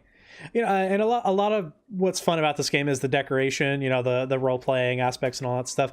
And I'm really excited. Yeah, no, it's a great spot to base, especially if you're not starting in Raven Creek, which if you are, good luck. That is an undertaking right there. Mad respect to anybody that can do that. You have to have like a really good game plan or extreme luck. And honestly, even with a good game plan, you still need a lot of luck to be able to start in Raven Creek. And even with that, I mean, the helicopter, you know, is still going to come once, unless, you know, you have it turned off, which, again, I will never shame anyone for how they play, even if people don't play with zombies at all. This game is supposed to be, video games are supposed to be fun. And when you play single-player games the way that you want, it's not hurting nobody. You play it exactly the way you guys want it to. I have water! Oh! Oh my god. Yeah, my water's been off for a little while too. I think I had the water shut off set to 0 to 2 months. So we made it about the second month before we lost the power and the water here. Okay, well that's good. We got water. So that problem's taken care of because I was actually getting very low. I actually keep a cooking pot of water for emergencies. Raven Creek's not that bad. Yeah, you know, and the settings also depend too. Yeah, we've been trying to downsize IRL too. It can be hard. It can definitely be hard. Okay. I don't think there's anything chasing us. I'm down to my last mushy room, and it's only got like 12 hunger left in it, so I'm gonna try again. We're gonna try to sneak into our stockpile room and hopefully snag some sustenance here. Ah, man. Oh my goodness, look at all them zombies over there. When the base raid happened as well, I didn't have a lot of time to do anything. I had the option to grab supplies, or I had the option to turn the generator off. And for longevity reasons, because I would like to have this place again, I went with turning the generator off. It made the most sense in the moment. It was literally like, well, I'm telling you guys, like the hair of my of my nose there, like I could not have cut it any closer. On your two legs, all fat and cocky, and looking at me in my chair, and you tell me it's all in my head? I hope that both of you have sons, handsome, beautiful, articulate sons who are talented and star athletes, and they have their legs taken away. I mean, I pray you know that pain and that hurt. Don't you put that evil on me, Ricky Bobby! Don't you put that on us! Don't you put that evil on me, Ricky Bobby. Talladega Nights, what a film. Playing a server with, oh, bless you, playing a server with 2x population. Very nice, very nice. Yeah, you know, with like some of the settings too, population isn't the only thing that you kind of take into account. It's also like how well they can hear and stuff. And I imagine like when they can't hear crazy good, it's probably pretty easy. God damn, when you have high long blunt, the Brooklyn Smasher is so fast. Holy moly. It's making this horde significantly easier than it should be. Oh my god, it's so fast. Holy shit, I love this. Oh man, I had been saving this puppy for a fat minute. Oh my goodness, look at that. Now, while it doesn't have a crit chance, it honestly seems like it doesn't fucking need one. Oh my gosh. I'm gonna back off. Yeah, we got a couple more following me here. I don't want to get too much into moderate. I need guns. I need guns. And I guess that's why, like, I can kind of show you here once I'm in a safe spot where all I've been. Here, if we actually just hit the map button and then hit... Oh, shoot. Okay, never mind. Yeah, I'll have to show you my map when I'm in a better spot here. I think that'll be all the fighting for this in-game day here.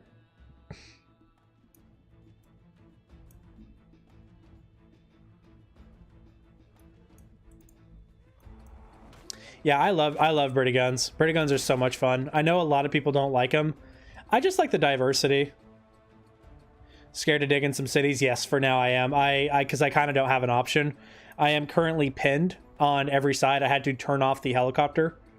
I had it set to sometimes, and it got so bad that I literally can't go anywhere. I'm surrounded on every side, which is why I'm so adamant about taking this the space back here. Man, I have a 5-star Brooklyn Smasher somewhere too floating around. There was one. There's two. Okay, let's go take care of them too actually as well, because they're a little ways out here. I want to go ahead and take care of them real quick here. They're trying to sell you cars again. Use a gun, it will be fine. Yeah, exactly. Me and all my non-existent guns. With advanced trajectory too, it's kind of funny. You can use there's a mod that adds like the ability to use the fire extinguisher as like a proper gun, but it actually does oh, look at that. That's really good actually. I just became a much better fighter. What population do we have? Very high with 2.7 by 2.2, I believe is what we're running. Yeah, it's just a helicopter, really. Like, it's crazy that I have respawns off, and I'm just, like, from Raven Creek to Ekron, which is basically all that I have. I this little road, this is where it's safe. I literally cannot get through anywhere else. It is shoulder to shoulder zombie everywhere I go, and it's so sad. I do have finger guns. I use the paintball gun a little bit. Oh yeah, the fire extinguisher. Yeah, so you can use it as a gun, but when you pair it with advanced trajectory, it actually does damage to zombies, and so you can kill like a couple of zombies with a fire extinguisher. It's just kind of funny. I mean, obviously with a melee weapon too, you would be able to accomplish that as well. Damn, I am going through all the Smokies.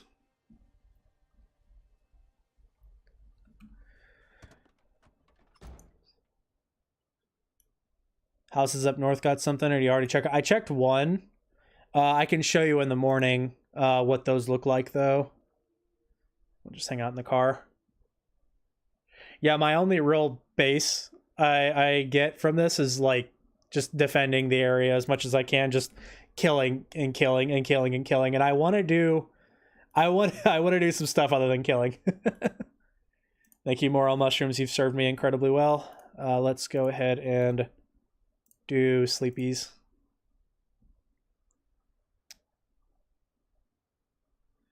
It's such an addiction. Oh, it's so fun, brother. It's so fun. Okay, here, let's head on up north here.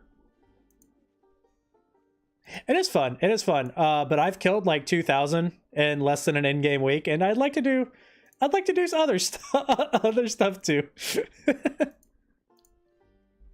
Ooh, you know what I should do first? Fun fact, this is a mod from, it's a Braven mod called Obvious Collecting. And anytime you see like a log on the ground, anytime you see a little pile of trash, you can actually pick it up. So that's how we got that little log there. I also like to poo on the zombies, not out of disrespect, but because then I can put the poo in them. And it's one less thing for the game to remember. Again, like I have a pretty decent rig. I've got a 3080. I have, I believe, an i9 with 32 gigs of RAM and 2 NVMe SSDs. I have like decent rig, but with this game and these settings, I'm still like careful with how hard I push things, because I do want good performance. I do want the game to run well, you know. Okay, I'm gonna save the Brooklyn for later because I was really enjoying using that. Yeah, I used the paintball gun for a little bit. I got some kills with that. It wasn't too bad. So this is Ekron. This is what I'm dealing with up here. Hence why I haven't really been trying too much. I'll kill like a handful here just so I can get a little closer. It's like this all the way through Ekron. It's like this all the way on the modded map I have in this direction too. Yeah, there's no yeah, not that bad, sure. Yeah, no, it's rough. Also, if you had noticed, my zombies don't group up. That's because I have my rallying size turned to 0. So when you do that, they won't form little clusters like they do. Alternatively, you can go the other way with that setting and create super hordes of like 200 or more zombies in like one tiny little space. It's really funny.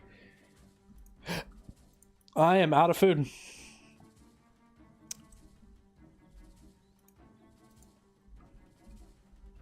All right, we'll attempt the big base again.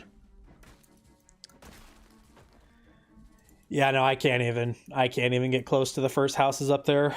There was a house alarm followed by, then we got the helicopter event too, and it shuffled them all up there and into my main base.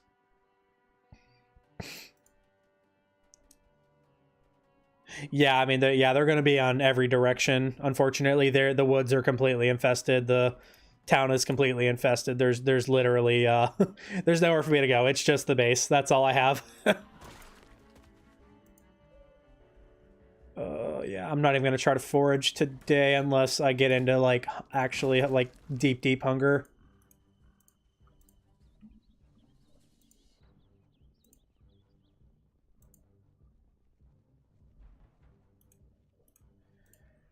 Here, we'll start this nice and safe. We'll start by smoking. I hate all the phobia traits. I'm not a fan of the phobia traits. I don't like claustrophobia or agoraphobia or the other one that you're afraid of like big outdoor areas. Hello, Ardzy. Also, thank you, Lunar Viking, for the follow. That's a very fun name. I like that. It's Spiffo. Yeah, we got Spiffo Cam today. I was trying something a little different. Figured Spiffo Cam's always a good time.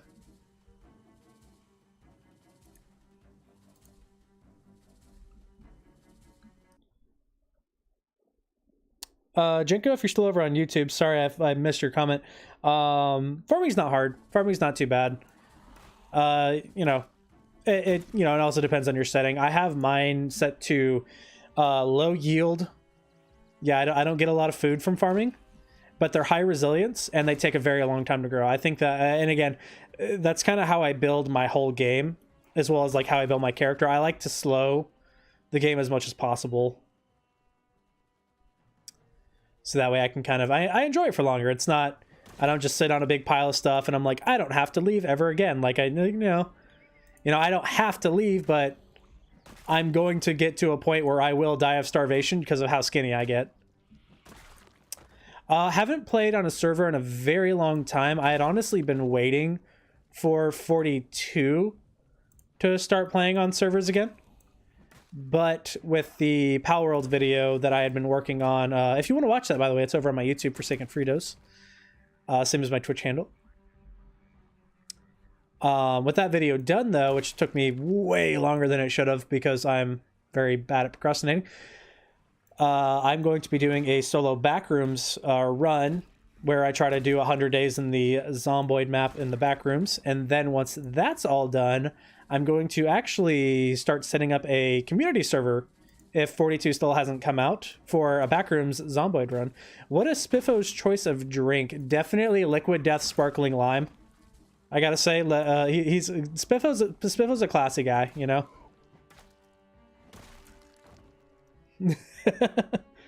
Didn't even miss a beat with that question. Yeah, that's another reason though I like the whole calorie thing with like the survival stuffies, because without the need to overeat and to maintain a certain character weight, it does get really easy. It does get to a point where like, oh, you know, you just sit at your base, you do nothing, and then you just sit there, farm tomatoes. And in reality, tomatoes have like almost no caloric content. Every tomato is like 12 calories, you guys. It's nothing. It is nothing.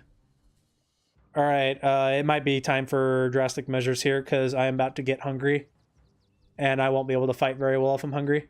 I have liqueur bonbons, but that's gonna make me sleepy, so that's like a for later food. So here's what we're gonna do. We're gonna do a little smash and grab. This is gonna be kind of hard. Liquid death is water. It's sparkling water. It is sparkling flavored water. Technically, all drinks are sparkling water. If you want to get technical, fudge. Okay, this is significantly worse than I realized. I don't think I'm gonna be able to get in there. Okay, new plan. Yeah. Okay, I can do this. I left some bug out supplies in the back of my red Jeep. I don't think I ever took it out. I might have fucked up and taken it out, but if I didn't, I could just beeline for the Jeep, get in really quick and get out.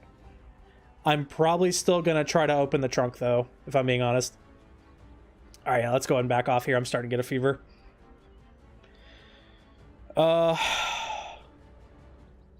Yeah, it's looking like we're gonna have to forage for a little bit. That's okay. Hopefully I'll find some food.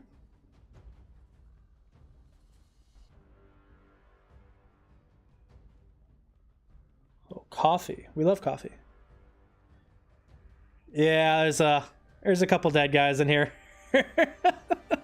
I do a little bit of killing. Where the kill count is at, since we started stream, we've killed about 300 zombies, give or take.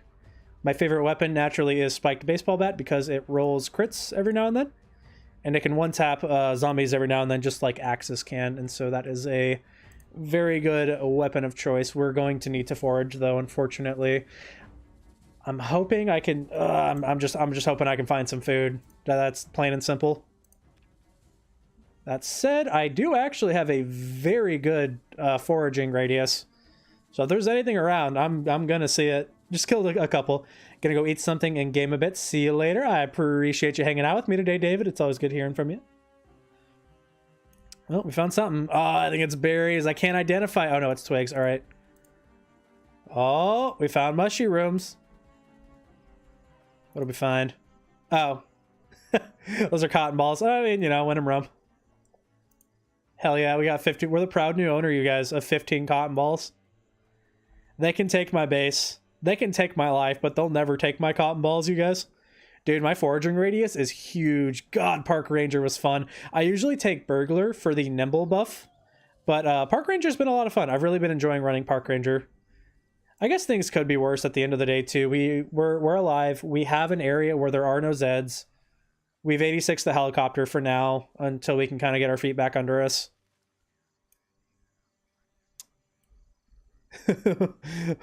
Balls of limit. Oh, yeah. They will never take our cotton balls, man. Oh my gosh, I see so much.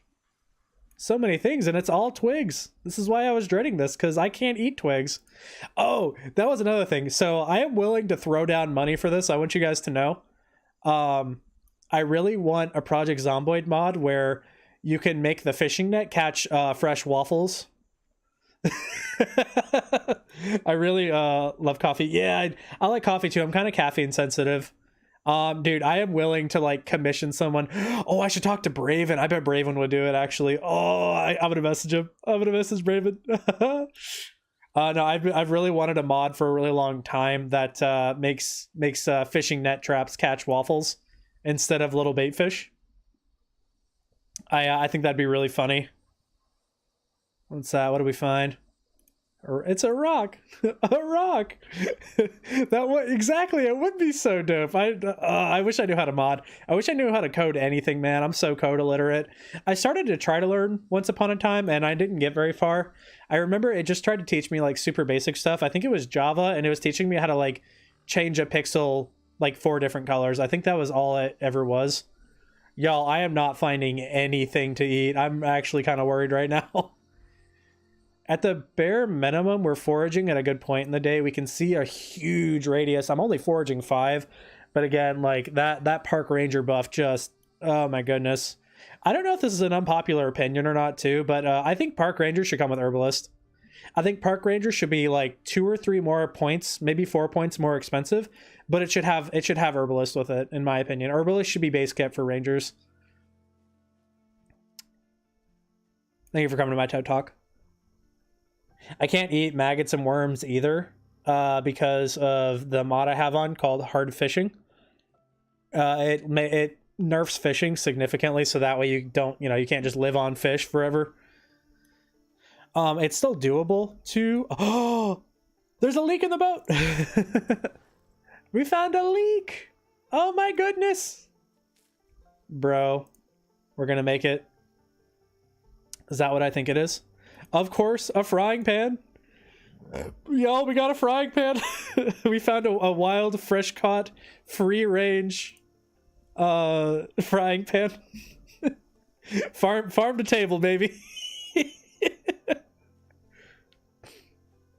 Oh my goodness. Who else has severe sinus allergies? Yo, what if that was a perk in Zomboid? If you're alive during like the springtime, you get seasonal allergies. Like make it like 2 points and just start in winter. But as soon as like summer and spring roll around, you're just constantly sneezing. But you could add antihistamine pills. You could add Benadryl and stuff. Excuse me, zombie. I am foraging. I'll have you know. What did I find? Yeah. A cricket, dude. My cup runneth over. Well, bow. I'm really happy we got another point in Nimble. Nimble is a nightmare to level up. That's... Oh, I thought that was Nimble 3. That's Nimble 2.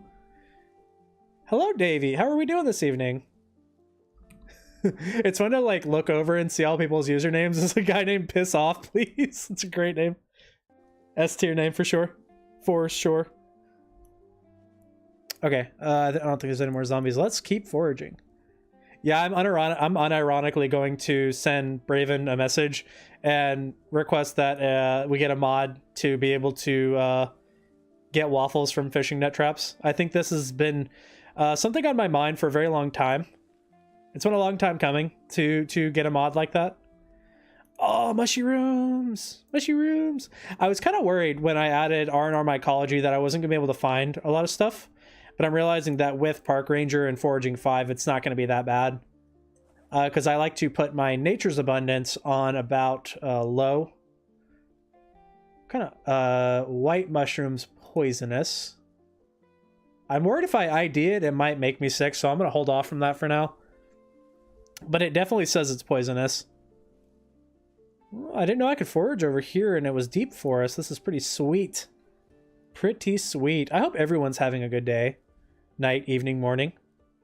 Y'all, I got chicken biscuits sitting in the fridge and I'm so happy. I got McDonald's chicken biscuits, ladies and gentlemen.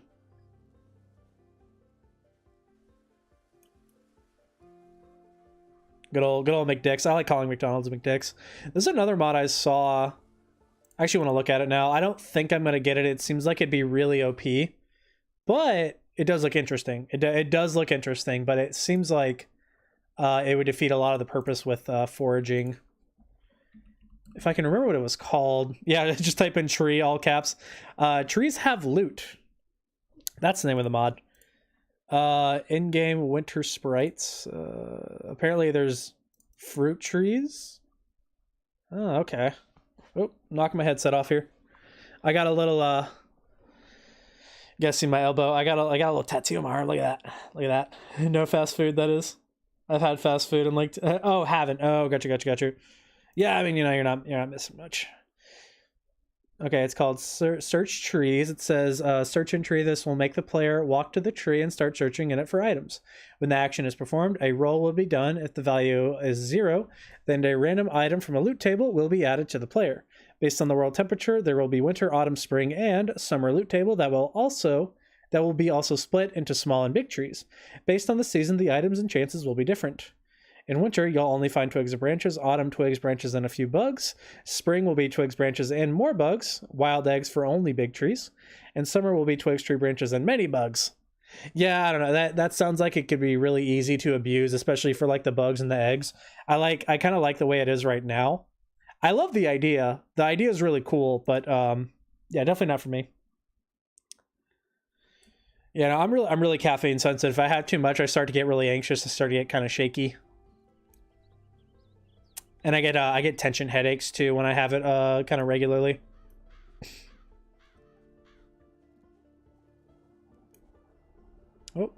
Oh, I found more wild growing cotton balls. Wait, what if that's actually what it is? What if I just found a little wild? No, give me the berries. Give me the berries. Give me the berries. Oh. Okay. Shit. Yeah, they're too close. Yeah, we're getting into zombie territory, unfortunately.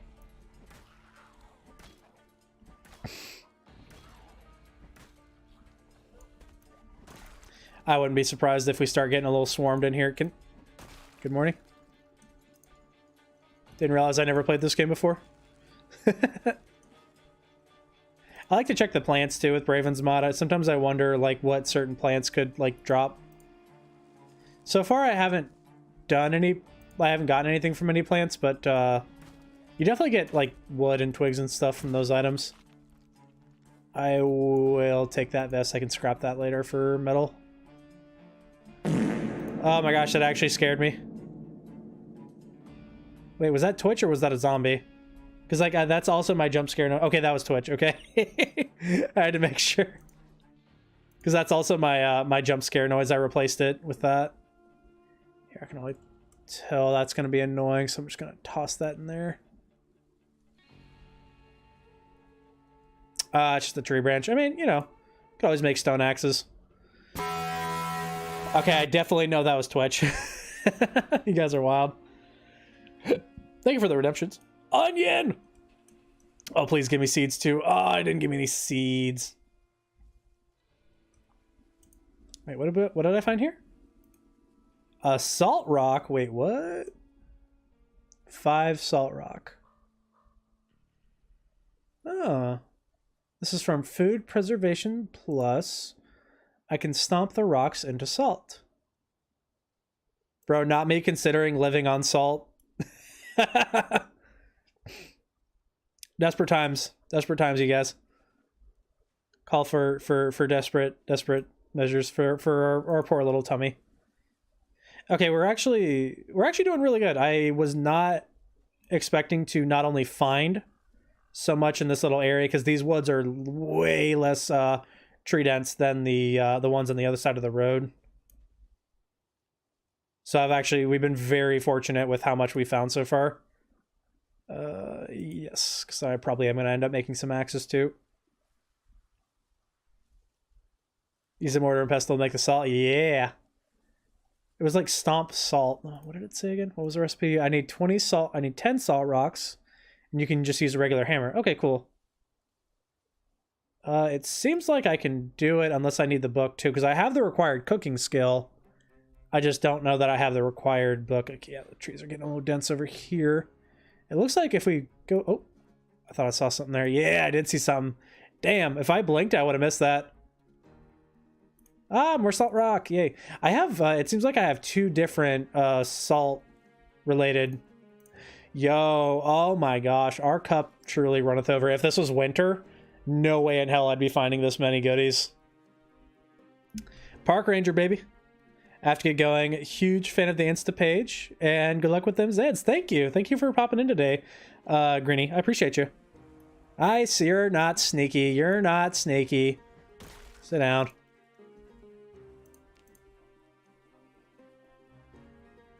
All the salt, dude. Salt for days, baby. I'm weird with salt in Zomboid because you can use salt in the recipe to make bread. It's one of the required items for bread. And so I'm always like, well, I don't want to use salt for seasoning, even though it'll give me a little extra XP with my dishes, because I want to be able to make bread. Because the rate at we're going, there's going to be some serious cooking in my future. Now that said, I do have a mod called C&K Rations. It adds various MREs to your game. Big boy, that's a big fucking zombie. Damn boy, that's a thick ass boy.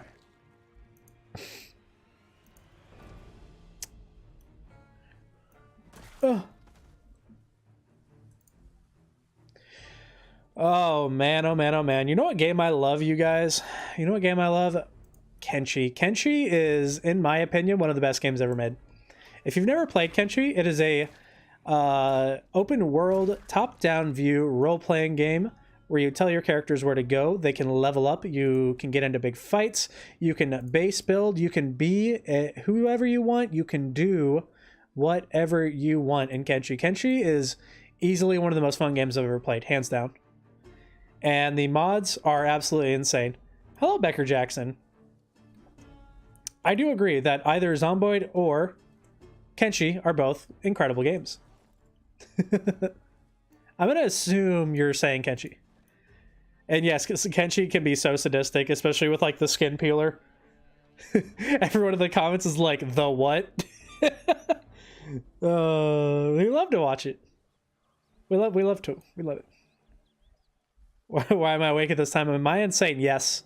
Yes, I am. I'm on a horrible sleep schedule. And after a certain point, you just have to accept it. More thistle, huh? Lots of thistles. Also, thank you, ya boyo Nate. That's a fun name. I like that name.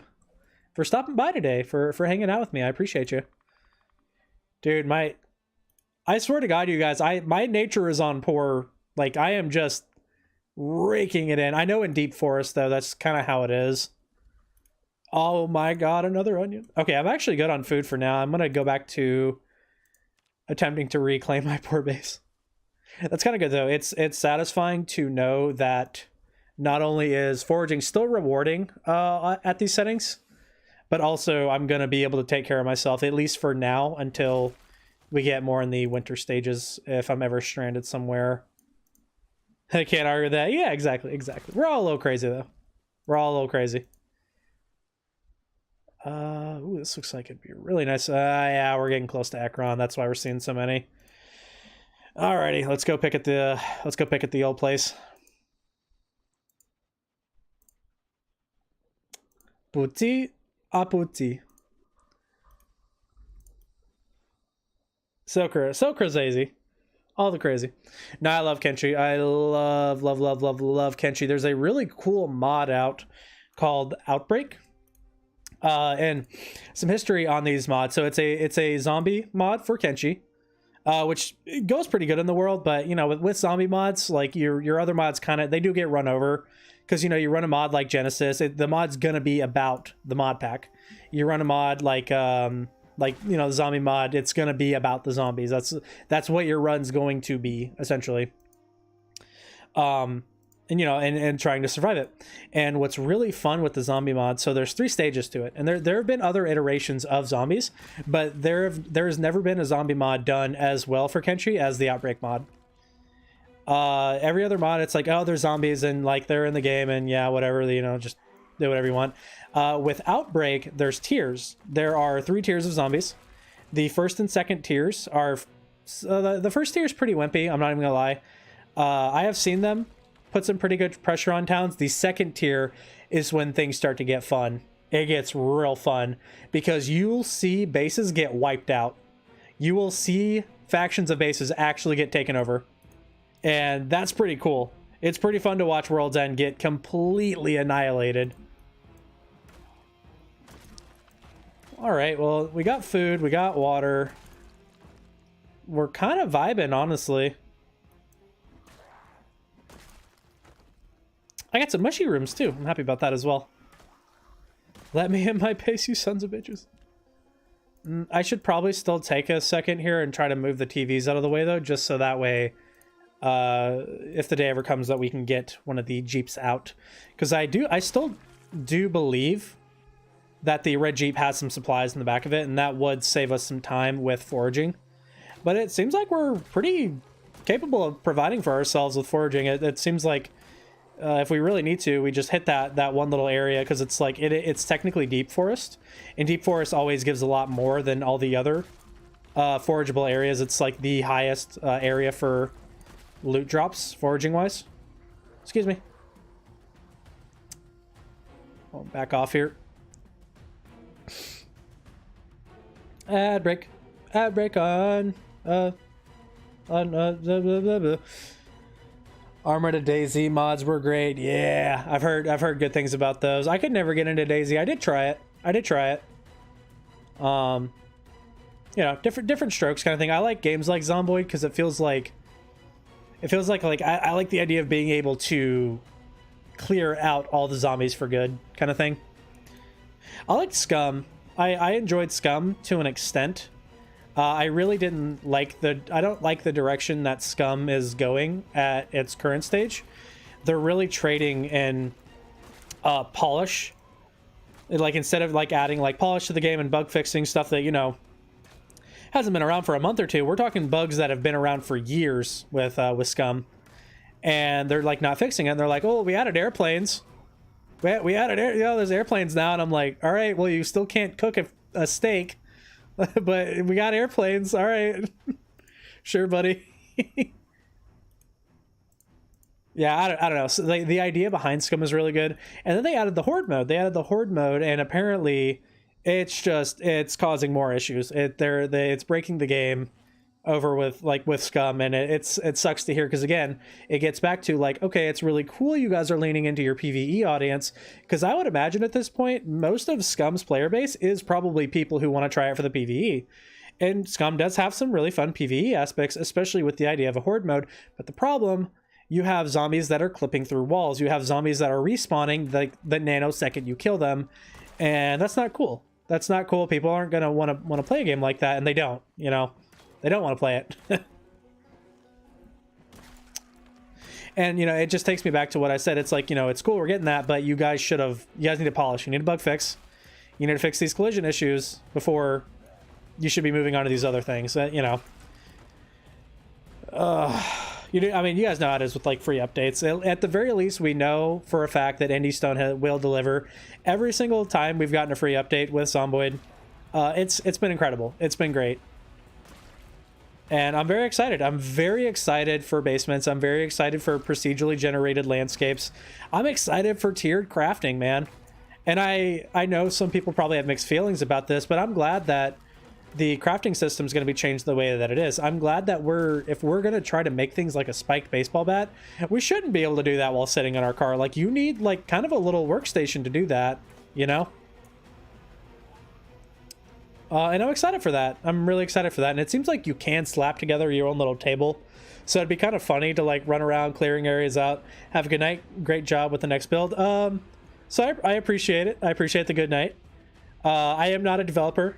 It's a little fan account. It's a little side thing I do just for funsies. Morning, afternoon, evening. It's all, you know, it's all Monday is Tuesday is Wednesday kind of thing. But, you know, I know that the Indie Stone is active on Reddit and Twitter. If you want to go give them an attaboy there, I'm sure they would appreciate it. And I'm just very happy that we can all hang out, though, in this little community and share the love of Zomboid and talk about Zomboid and play Zomboid. So we're actually reaching about the 2-hour mark. I think I'm going to go over a little bit. I know I said I was going to stop at the 2-hour mark and we'd switch over to talking about DevBlog for talking about Build 42. But I am a creature of habit, and that habit is I like to finish out my days on Zomboid before I close the game.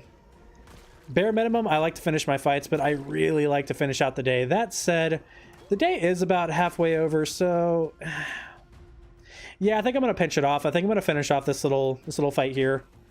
We're pretty much all done with it. And let's load up the devlog, shall we? Head on back here to my safe spot.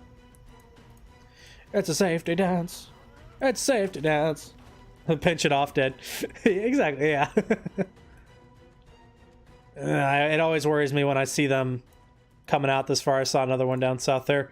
Coming out this far to like where my car is. Because this is my little area. This is my base right now. Honestly, maybe I should put up a log wall or two just as a deterrent, because like they might get stuck on it if they come waltzing through. Anyways, that doesn't matter. Let's shut her down. Let's shut her down. And I'm gonna go over to my browser here. Spiffle gets all dark. I should honestly just I don't know. I like the idea that it's an actual like camera of Spiffo than just like a still image. Because I can do my little hi, I'm just a talking hand. That's all I am. That's all I've ever been, you guys. You know? My name is Fritos. I like to play Project Zomboid. We out here, dough. We looking at build 42. You know what I'm saying? And here, let me get my Brave browser going here. So while I read these, I like to put on some tunes. So we're gonna head on over to YouTube and just put on the menu music for an hour. We're just gonna loop it. Let's see.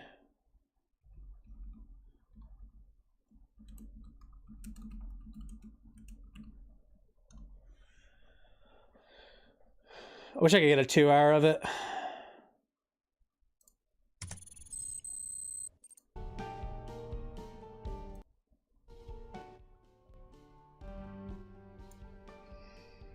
Okay, that's a pretty good audio level for the music. Everyone should be able to hear that.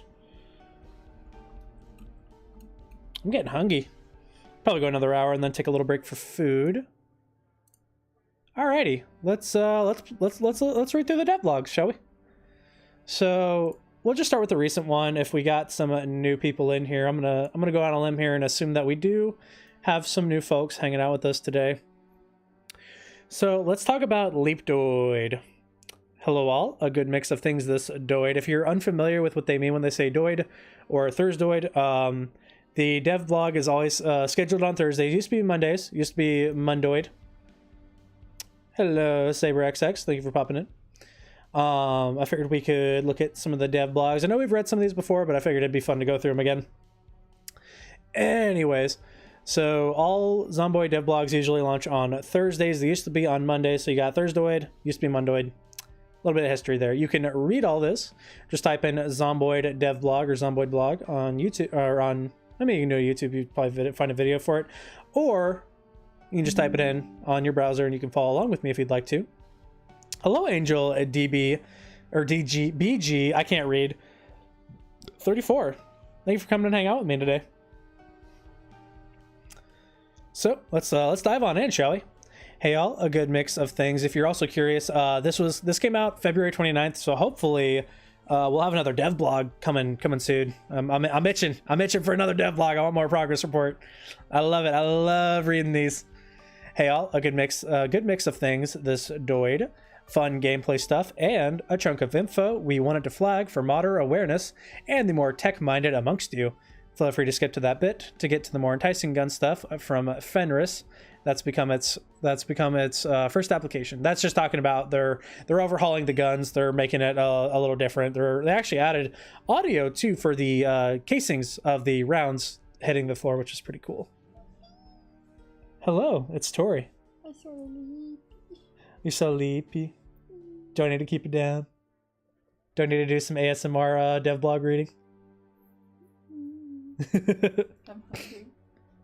I'm hungry. I'm getting a little peckish. So we got our first bit of information here. This is called a hunker and a bunker.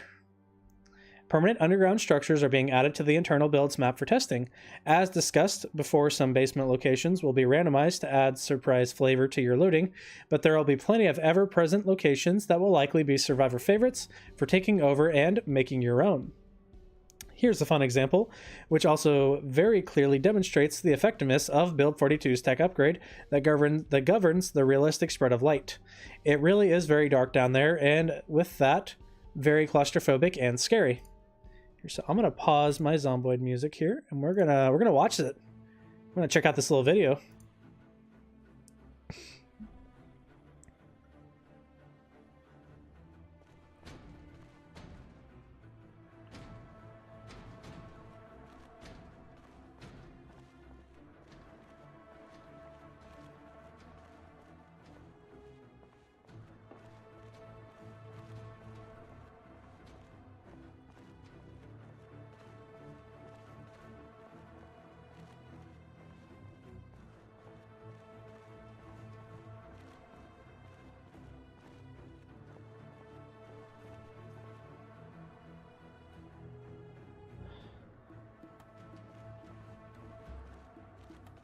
Oh, I'm not talking right now. I'm just letting the video play.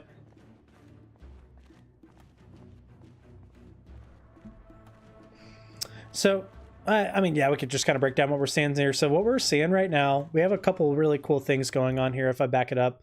So the obvious big thing is the underground bunkers, the negative levels, if you want to call them that we will be getting, which I think is really, really cool. I'm very excited to see what more they do with this. So what we're looking at here, though, is not just the basement, where this is also a really good demonstration of how lighting will work in the future.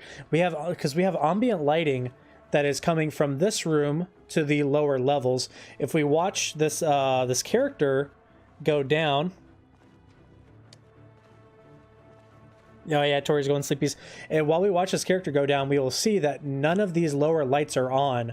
This is just the ambient lighting of the levels above them, which I think is really cool. In a second here too, we're also going to notice something kind of cool. That is a flashlight, but it's not in her hand, which I think is really cool. That the backpack is now attached to a little tactical rig. So we got not only attachable lights, but we also have more tactical rigs coming to Vanilla Zomboid. With the lighting development, shouldn't there be a perk that makes you paranoid in the darkness? I think that'd be really cool. I'd love to see something like that. I think that'd be really cool to see more perks like that. I think that'd be really neat. Oh no, the light in the kitchen blew out, damn it. That was a lot louder than I thought it was going to be, I'm not going to lie.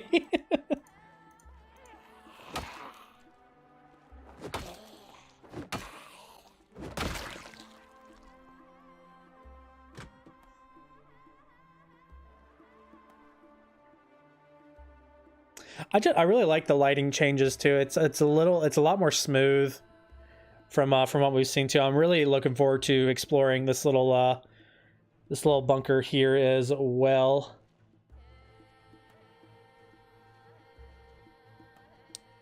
It seems in this shot, more than likely what's going on here is she is carrying a match or a lighter, possibly a candle as well. But candles, as far as I know, are usually a little bit brighter.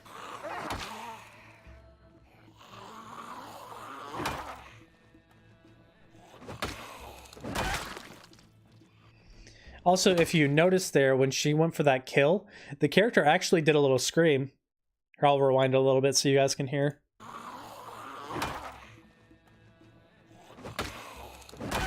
Yeah. Really cool. Really cool that that's coming too. I love that our survivors are getting little voices.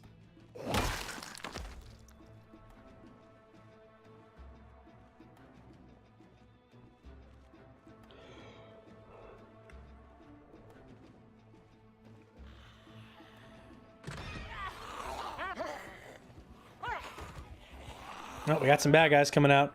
So another little thing here that you notice right out the gate, you got these kind of military special forces-esque looking guys coming out of here. They got little tactical rigs on too. So it seems like we're going to have some variation with that as well, which if, you know, anyone plays this game, modding is part of the fun of it, adding more variation. I like the little lab guys that are down here too. This is clearly some kind of a underground testing facility of some kind. I feel like being underground is going to be like being in a coffin. Oh yeah. Oh yeah. Yeah, it's exactly what it's going to be like. It's going to be so terrifying.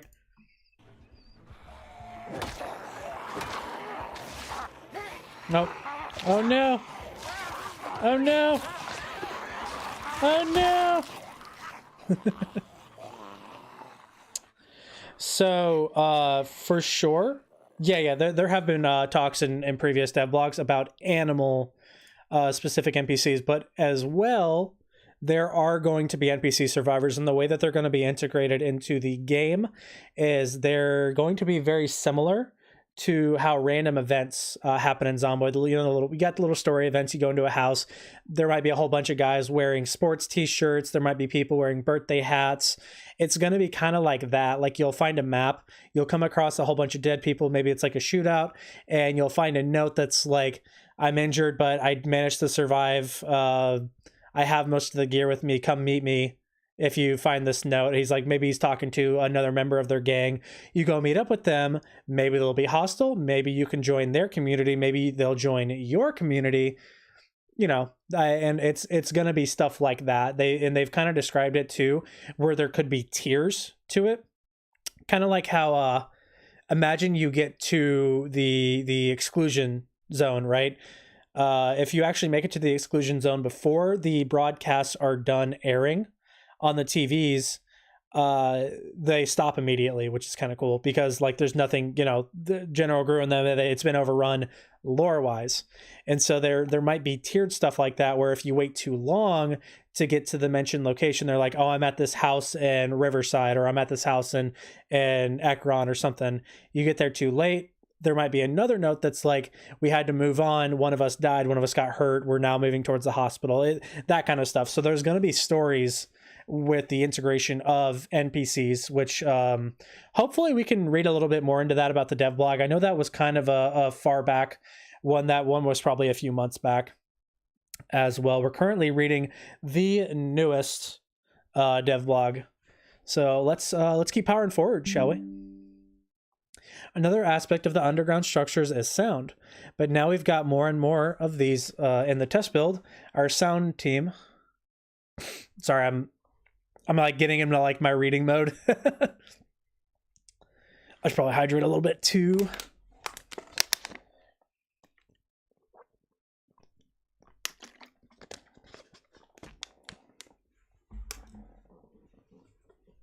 Skibbity toilet indeed. Thank you for popping in today, Strelic. Okay, back to reading.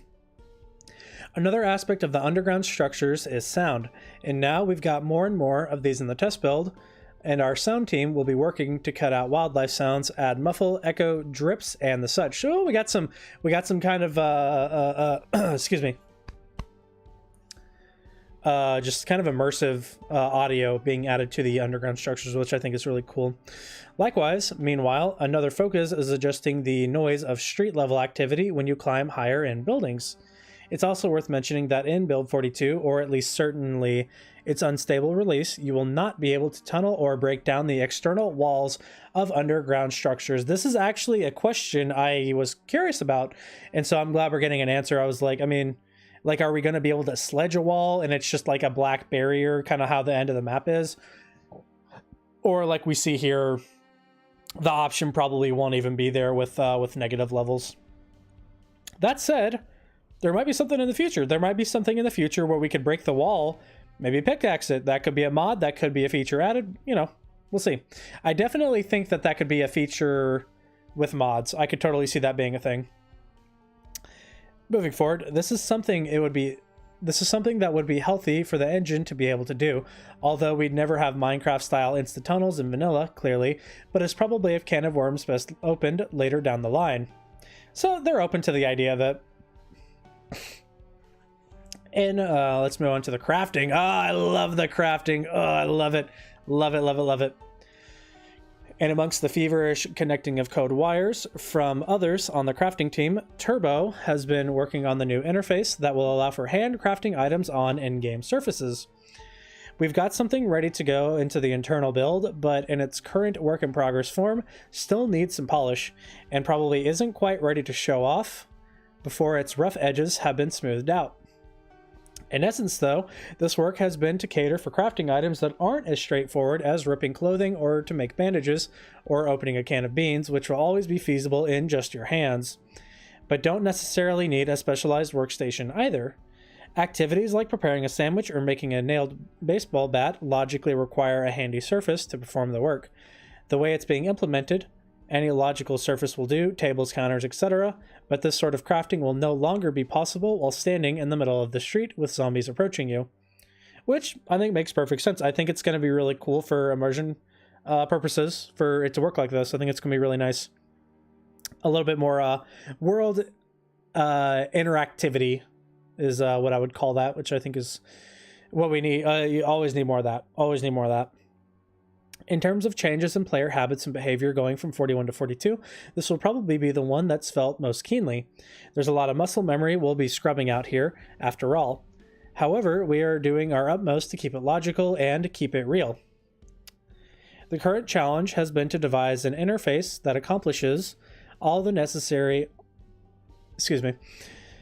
An interface that accomplishes all the tasks necessary, providing a handy way of browsing or looking up the recipes, allowing for crafting of multiple objects, allowing the use of tools to modify the quality or success chances of the crafting, and giving access to all the functionality provided in the crafting update.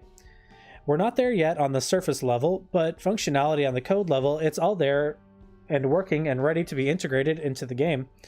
Next steps will be to make the UI as clean and convenient as can be, improving and iterating as we go, as it's such a core aspect of Build 42. Just to reiterate, however, simple crafts like ripping bandages and so on will be craftable in the way that they are currently in Build 41, right-clicking the item and clicking the relevant right-click menu option. This is still the most immediate and convenient way for a player to do these split-second crafts in the midst of action. Meanwhile, of course, the results of all this new crafting continue to get pumped through from the art department, prepped and laid into the code. Here's a few that popped through recently. We have a nice picture here. I've posted this one on the Instagram of a little pitchfork, a little mug, and a can opener. And these are all handcrafted stuff, hence why they look a little shoddy. The wood handle on this guy kind of looks, it's kind of got some grooves in it, which is, it's pretty cool. Multiplayer, yeah, multiplayer. That's what everyone wants right now. Because Zomboid just hits different with buddies, man, I tell you. We haven't heard from the multiplayer bodies in a little while, so let's go over to Andre for a little while. Oh. Sorry, that was worded weird. We are very busy on the multiplayer side of things. When Build 41 multiplayer was first released, we had 3 coders on our team, and now due to the success of Build 41, we now have 5. As many will be aware, we have been focused on anti-cheat functionality for the last several months, which is now being finalized, preventing cheating with inventory and items by moving their processing from clients to the server, which is good. It's very good. Hello, Jeriel. How you doing? Appreciate you stopping by. And so, yeah, you know, here's the problem with cheating. You know, because there's 2 kinds of cheaters. You got your rage hackers who their goal is just to cause as much damage as humanly possible. Then you have your closet cheaters, and those are the ones, man. Those are the ones that are hard to get. Build 42, baby.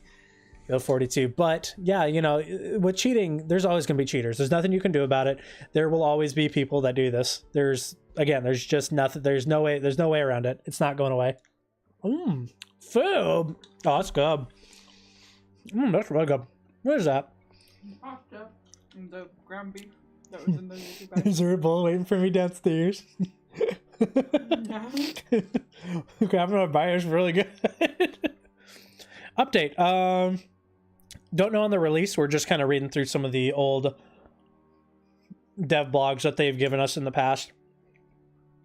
And I'm eating what is essentially beefaroni, being spoon-fed by my lovely partner, Tori Marie. It's your babe.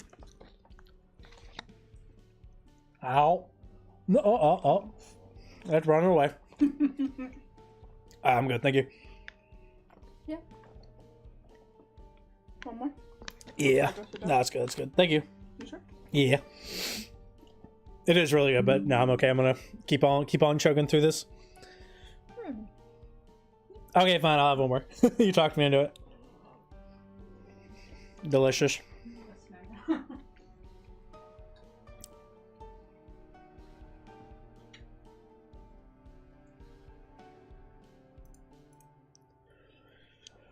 Oh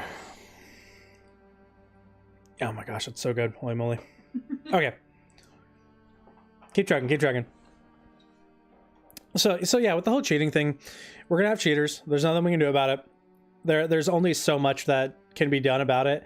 And the problem with some of the anti-cheat flags certain mods. We're not talking cheat menu or anything. We're talking basic stuff. Britta's. We're talking Nerdtot's Tree Farm. We're talking just basic, SAR mods. And some of this stuff does get flagged by the anti-cheat, so you have to turn it off if you're going to run mods. And the best solution for anti-cheat will always be community ran servers. That's always going to be the best option for anti-cheat, because cheaters are griefers.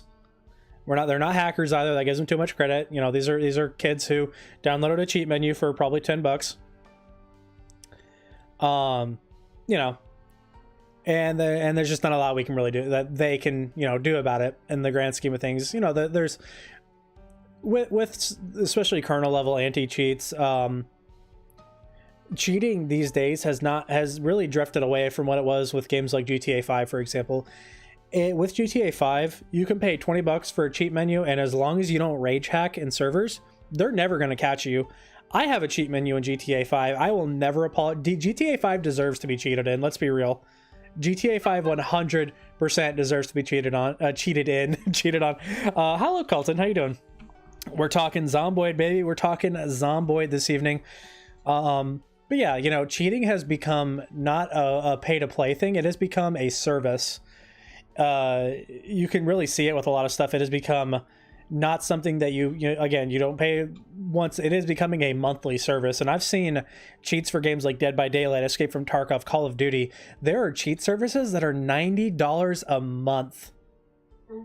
People are throwing down to cheats. When you have services like that are actively like multiple steps ahead for stuff like BattleEye, there's just only so much you can do with it, and it always comes back to community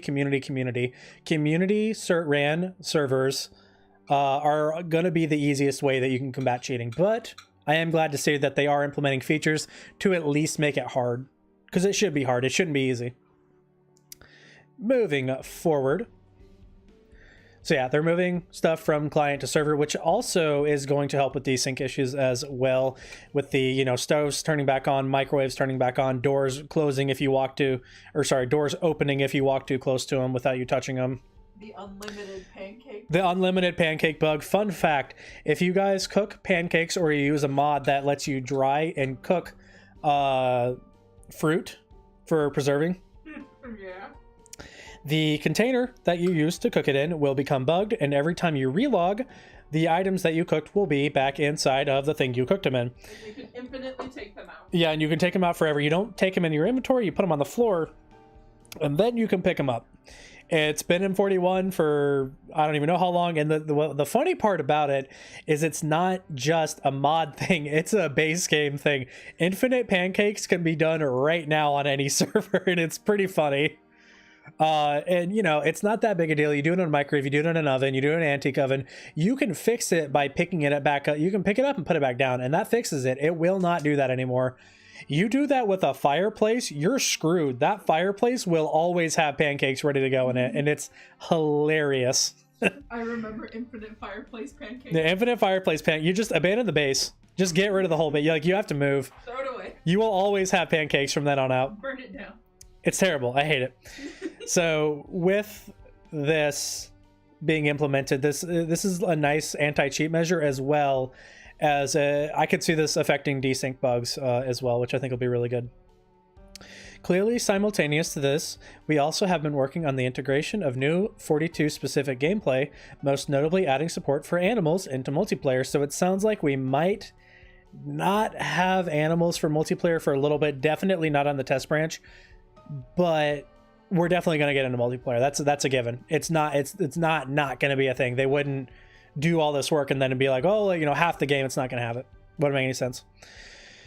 We have also been moving the team onto the fixes, feature requests, and changes we have heard from the community.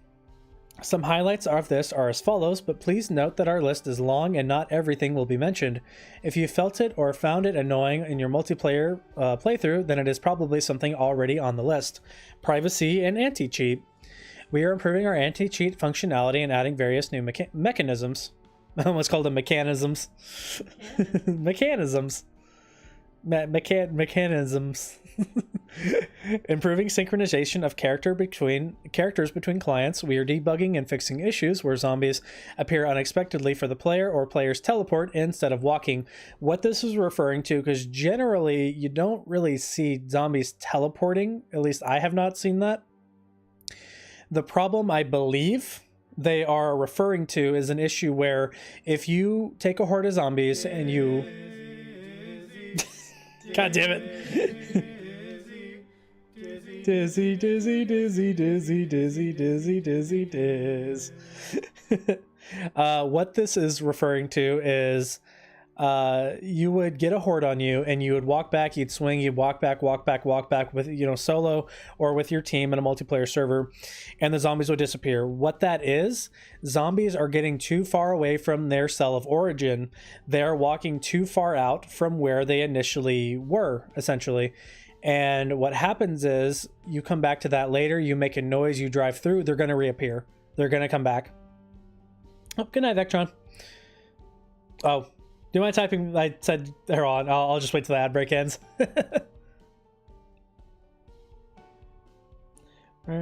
Ad break. Good night, Vectron. Thank you for hanging out with me on Twitch. I appreciate you. But yeah, basically what that is referring to is zombies getting too far away from where they spawned, and basically disappearing in front of the player. And you know, anytime you would come back and make any kind of noise, they would appear right back where they were despawned at. And it's gotten people killed. It's gotten plenty of people killed. I've seen it happen. Wait, what? The bug where the zombies would disappear and reappear. I have flashbacks. Flashbacks to that, yeah. Let's talk safe houses. As players will be aware, there are various issues related to exploits and safe house raids that we need to fix. We also have a lot of things in mind for nice to have improvements that we hope to share with you in future dev blogs. Oh, excuse me. Thanks to Andre for his thoughts, and again, to underline, this isn't the only stuff that's on their to-do list. It is, however, what's in their sights over the month ahead. While we are talking multiplayer, however, it would be remiss to not mention another side project that's gone into the game recently. This is the disguise option for multiplayer, which, if enabled by the server admin, will allow players to disguise their username by wearing a condemnation. Dude, my brain is not firing on all four today. Holy moly. By wearing a combination of lower and upper face coverings, or indeed full face coverings. So this is your bandanas, this is your balaclavas with, like, you know, shades and stuff. It's basically for RP and PvP servers where you can be killed by someone and not know who it was, or robbed by someone and not know their identity, which is really cool. Clearly, there's also a few fail safes having to be built into this. Admins will be able to also disguise themselves too if enabled, and will always see right through other players' disguises. Hello, RF. How are you doing today? Thank you for stopping in over on the Instagram. Appreciate you. We're talking the dev blog. We're reading Leapdoid. This is the latest Project Zomboid dev blog, released on February 29th of this year. But yeah, the disguises is really cool. There's an option to disable disguises inside safe houses, and the system can be disabled entirely on servers that don't want anonymity to be a feature. Very, very cool. No español. Lo siento. Let's talk other fun stuff. Okay, before we get to some of the more in-depth stuff, some quick fire, smaller nuggets. All the love. Thank you. Some quick-fire, smaller nuggets of interesting things that have gone into the game recently. We are making some character traits have more direct gameplay implications, with a case in point being character builds with vision-related issues. Likewise, helmets and headgear that limit what your player can see will get similar but not identical effects. Please note, effect seen in the following video is a work in progress. It was an internal video, but it is too fun not to share. So what we're seeing here, it's called the Velma, and they even made their character kind of look like Velma. But what happens here is she loses her glasses and the screen's gonna go blurry.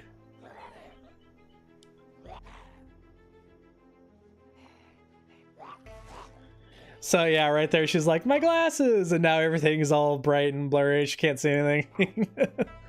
Just kind of a fun little tidbit. Stuff like this too, I imagine, might be able to be disabled, but you know, who knows. Yeah, I think that's a nice little, again, player interactions with the world is always a good thing. You know what I mean? Within reason, of course.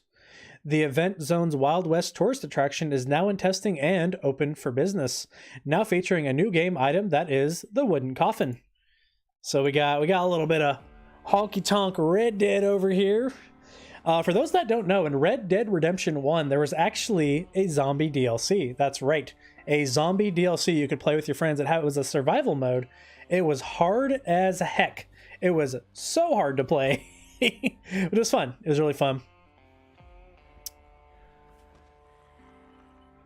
So we got lots of cowboys. We got a guy in a nice big dapper top hat there. Some feeding troughs, which is going to be really cool now. I bet feeding troughs are going to be a lot more useful. So let's put a pause on that. Fun fact about this isn't aesthetic anymore, ladies and gentlemen. This is going to be usable by the player. We have a sharpening stone down here that will be able to sharpen your head axe. The anvil, you'll be able to use it as a workstation for beating of certain items, whatever their crafting might be. Bellows for your forge, and even a little coal forge here as well in front of it. I don't necessarily know that this big oven will be used for anything, but this little dark part, that is a coal powered or a charcoal powered forge, which is it's very, very, very, very, very cool. We got the hangman's gallows. I like the little raccoon skin hat. It's pretty funny.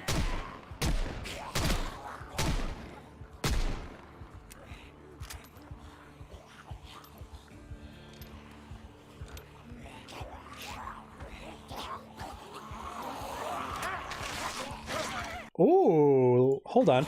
So there's something actually pretty cool here, you guys. So with our raccoon hat guy, not only do we have a little leather made animal skin backpack there, which is so neat. I had never noticed that. Every time I understand, I've read through this like 3 times. I notice something different like every time. There's so much tidbits of information that they just don't even mention that you get to see in the build 42 showcase, the videos that they give us. Yeah, so we have the little leather backpack. We also, I can't tell if this is a water skin or some kind of a hip bag, but yeah, I really like, you got some, and again, this is with the new crafting system that's coming, is going to be built on the idea that you don't have to go into the cities anymore. You don't have to fight zombies for materials. You don't have to scavenge for materials. You can make everything from scratch that you could possibly need to survive, and that's the idea behind what we're seeing there. Essentially, we'll keep the video rolling here.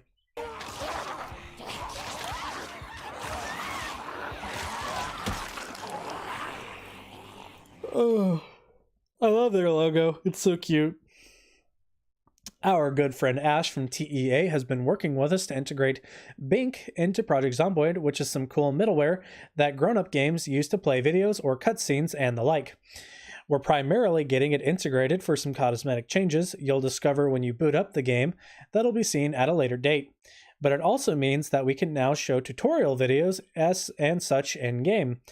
In the future, it also makes moving images on TV screens, cinema screens, etc. a possibility. So we might have a whole Spiffo movie or something like that. That could be pretty cool. Although that'll be a luxury that comes about long after Build 42 is unstable. Another thing to mention here, when Build 41 launched, it was in I will back up my save first, which is the unstable branch. That's what we refer to that as. And when they say I will back up my save, it's very literal. You literally go into your file explorer. You go to generally ignore my drive name here. You'll go to your users. Go to your main user. This is where your Zomboid save files are stored. So you go here, saves, sandbox, and then you copy over the latest date. So my recent play session was 3/23. You then copy that over into a separate file.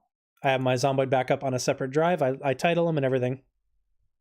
That's what they mean when they say I will back up my save, because there will be game ending bugs. There will be bugs that will corrupt your save file. And we're not even talking with mods here. We're talking vanilla.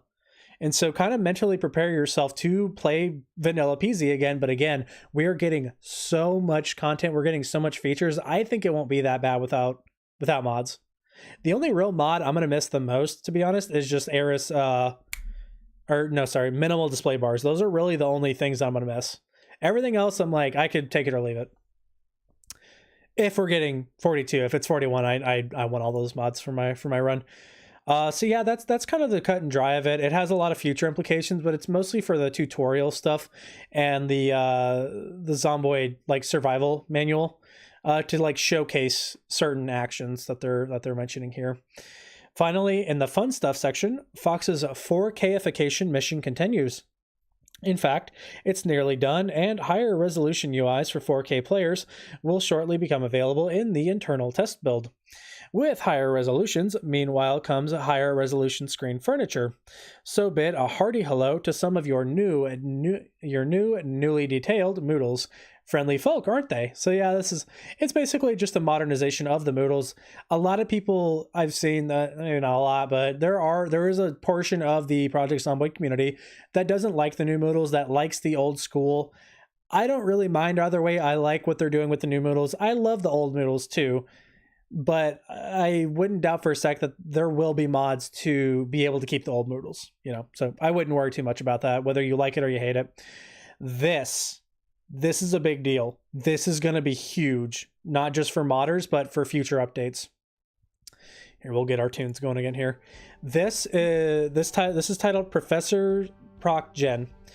Professor Mobius, he of Minecraft heritage, who we brought on board towards the end of last year, has been working on the procedurally generated wilderness to exist outside the map borders to allow for a not quite infinite but huge world outside of the main map.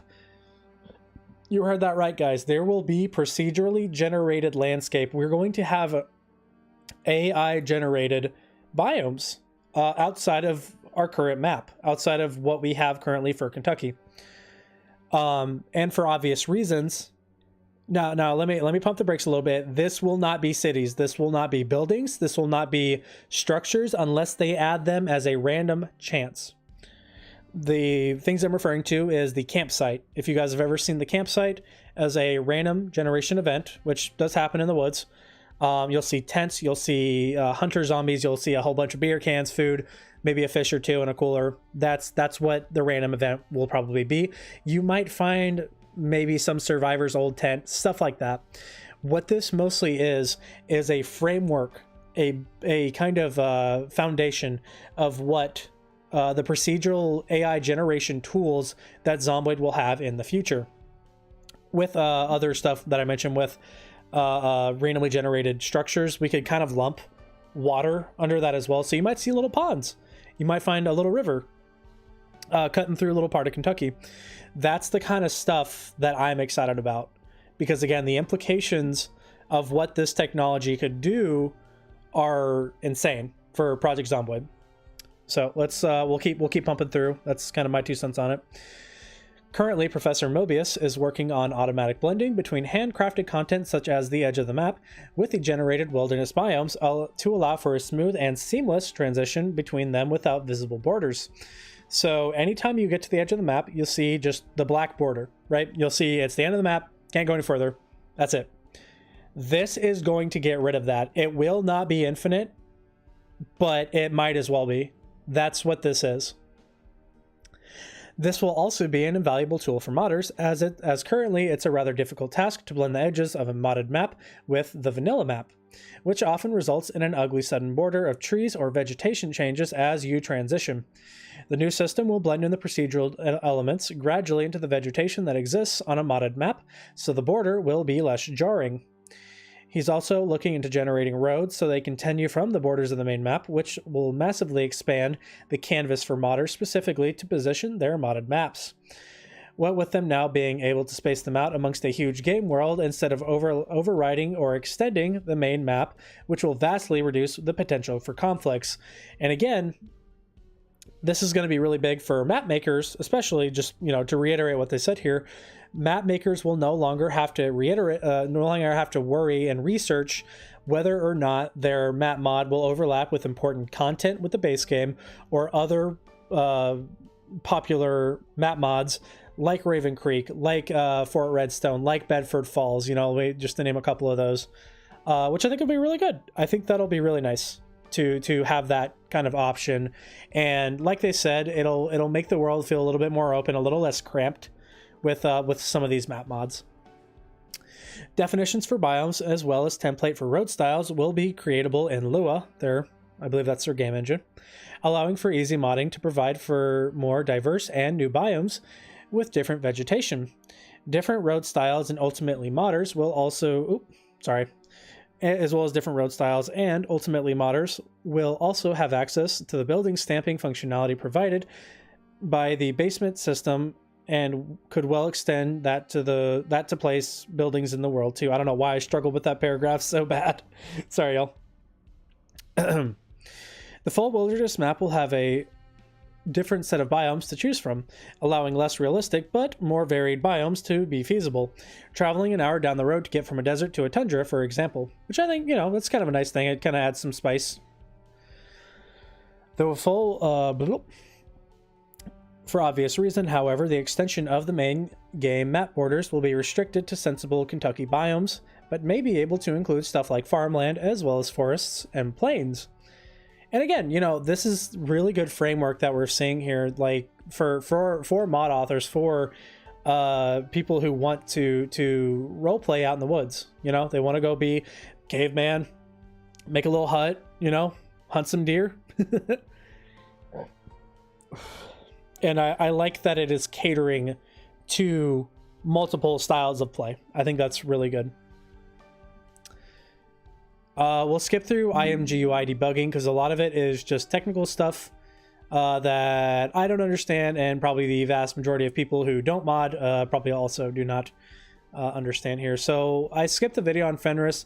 They have a lot of bells and whistles going on this that I don't personally understand, but it is recording data from the changes to the firearms. That's basically all you need to know for that video. Here the graph shows a new aiming delay mechanic, the blue line, first initially dropping after the player starts to stabilize their aim, then rising with each shot, then overlaid with a recoil delay and animation states. We see him taking time shots and waiting briefly so his aim stabilizes again. So this is basically the nuts and bolts of the shooting mechanic changes that they are adding. It's not going to be too crazy, but it is going to be an overall rebalance of the current state of firearms, which I think is much needed. We see him taking time shots and waiting briefly so his aim stabilizes again. The effect can then be seen across the different skill levels and how the rate of fire can change. So we're talking about stuff, so how quickly you can rack a shotgun, how quickly you can rack a bolt, how quickly you can restabilize your aim when you're dealing with recoil, how well, in general, your character can deal with recoil, scaling off of your aiming abilities. So some of the rebalances here, the list is extensive, but some of the stuff that we're looking at is a rebalance of how hit chances and recoil are calculated, and in general ROF with firearms. I wish I knew what ROF is. Improve the target highlighting, which was previously misleading, with the color shifting to green shades with lower hit chances than there should have been. So if you ever had trouble hitting stuff, then it's not your imagination. It really is. It needed a rebalance. And now your strength skill will help with recoil. Dexterous and all thumbs impact on shouldering your weapon, and eagle-eyed and short-sighted can change the optimal sight range as well. Hello, Horrible. I'm not saying your name, you little turd. Hello, Horrible. How are you doing today? Yeah, we're checking out Build 42, baby. We're reading through some of the dev blogs.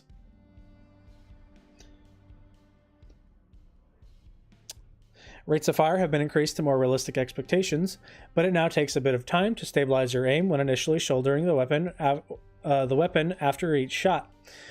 This time is reduced by the aiming skill in various traits and conditions. Firing as fast as possible is less accurate than taking your time and lighting up the shot. The lighting of the target square is also now taken into account. Which is interesting, because I was actually under the impression that it already did. So I guess that's not true. Let's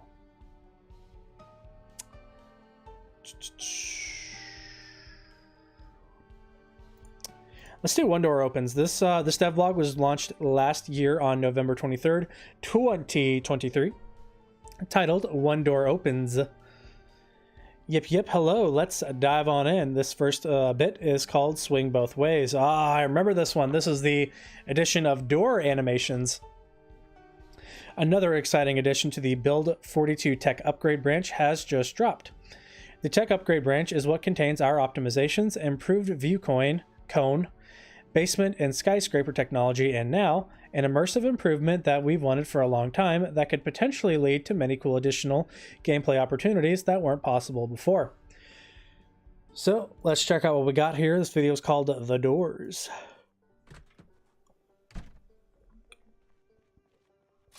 So fairly simple stuff, you know. It's just a nice little kind of quality of life addition to you know, kind of let doors have their own little animations and stuff. I think it's a really good change. I like that the gates are included in that as well. Yeah, like, look at all the doors. It's dark now.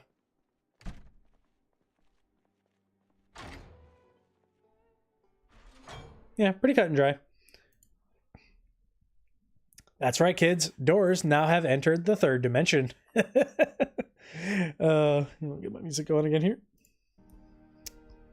Where before doors would just flip instantly on the tile the moment they are opened or closed, now they're animated and use the tech branch's depth buffer. This is obviously a huge improvement for immersion, but could potentially lead to cool new mechanics in the future. Note, certainly not Build 42's initial release.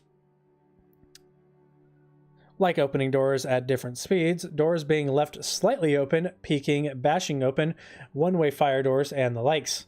While easy to overlook, our doors are pretty much unchanged since the 0.1.5 days, 0.1.5D days, yet also one of the most fundamental things about Project Zomboid gameplay. So getting some visual niceness and some future gameplay opportunities feels like a huge win. Let's have a quick look at a noisy vid in which doors open and slam shut in unison. So I kind of want to reread a part here. This is obviously a huge improvement for immersion, but could potentially lead to cool new mechanics in the future. Okay, so I just want to make sure here. They're going to add, not in Build 42, at least not in the initial release, doors that can be partially opened or partially closed. Are there news about the animals or NPCs? Nothing new yet. The last dev blog, we went over it a little bit ago. On February 29th was when it released. Yeah, we talked about it a little bit earlier. I'm going to go through this one as well before we go and end stream. But the nitty-gritty of the animals it's on its way.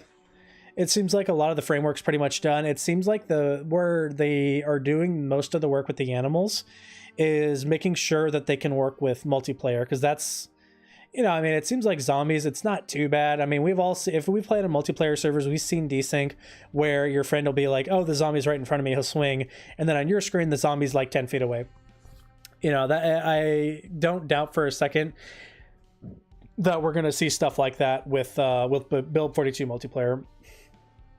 But yeah, that's really the only nitty-gritty. I do like what they're doing with the doors here, with doors that lock behind you, with doors that you can kick open, with like you can peek them, you can open them just ever so slightly. I like that. I think that's really cool. And here's the vid that they had mentioned with all the doors. Oh my god, that's so loud.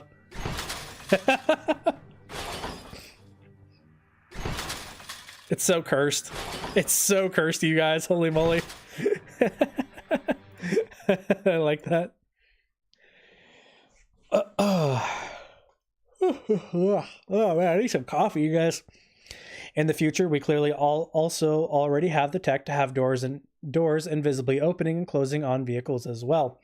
It's already in the code and used by many other mods. So that's why when you guys see cars that have open and closing doors, they're essentially just assigning that to a car. They didn't develop that themselves. It was already in the game. They're just, you know, basically pulling it out of the behind the scenes of Build 41.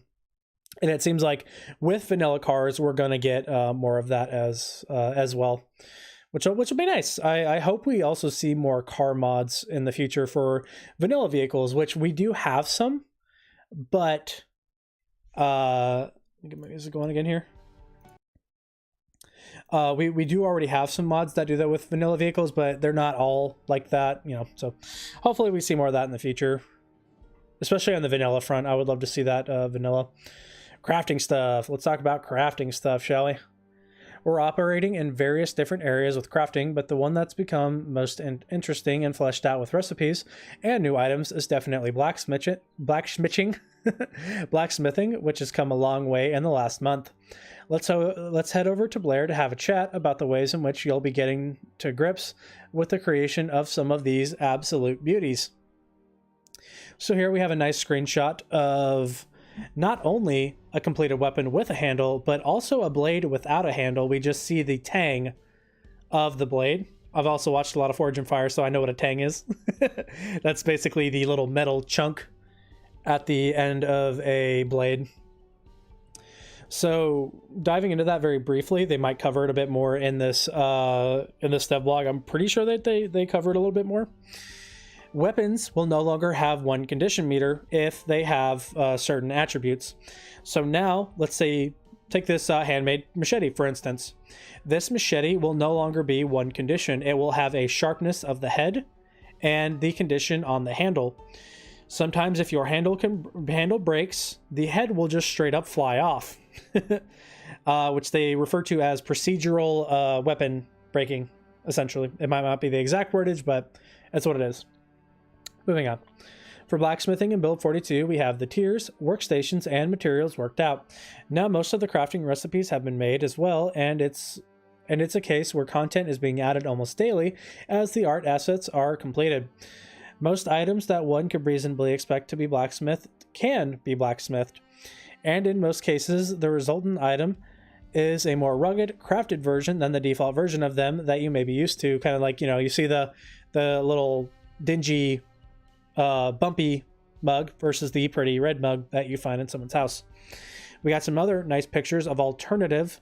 This is not a baseball bat. This is a club. You can tell because there is no curve-in really to it. It is a straight piece of wood with very little difference in the thickness of the base of the handle and the head of the weapon. Very cool, very cool. We also see a spear without a actual staff. It's just the tang of the spear that's visible, which is really, really cool. I like that.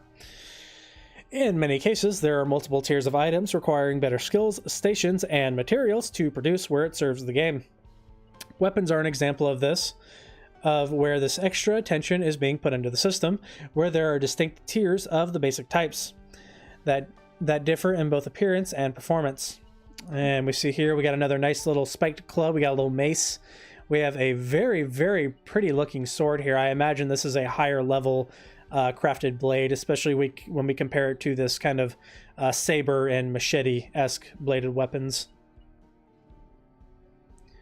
A lot of work still needs to be done with balancing, as well as getting the fun stuff like animations of the character performing the actions with fire and smoke.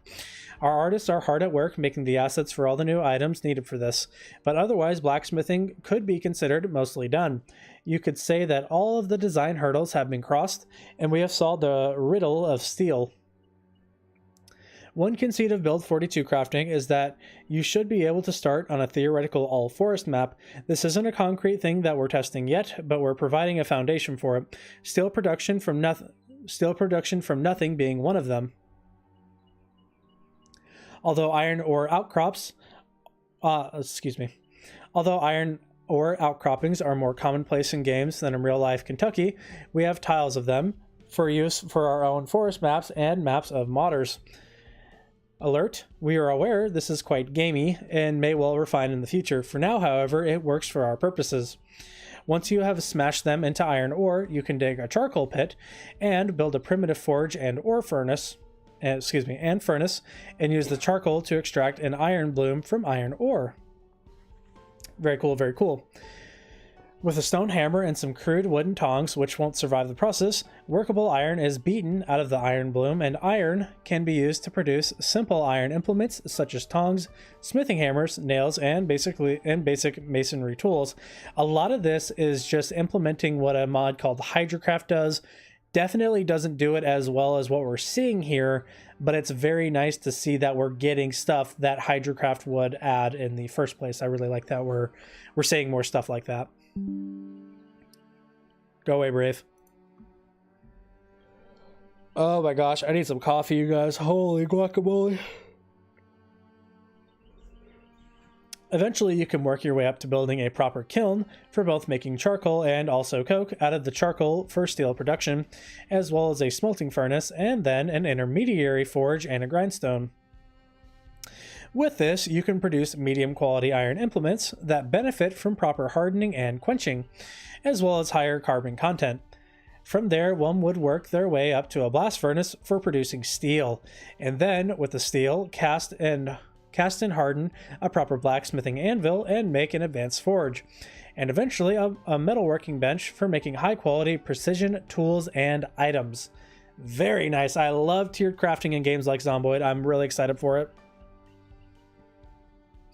Elsewhere, meanwhile, we have been going through the game and converting existing systems to the new fluid mechanics that come as a part of the crafting system. A good example of this, as it clearly shows in the end product, are our hair dyes, even if they are relatively cosmetic as far as the game proper goes. In the following video, then, you see the dyes being transferred to and used from any fluid container, whether bottles, cans, or buckets. Here too, you can see them being mixed and the resulting new color being applied to the character's hair. Elements of this are still a work in progress. This is actually a long video. It's about 3 minutes long.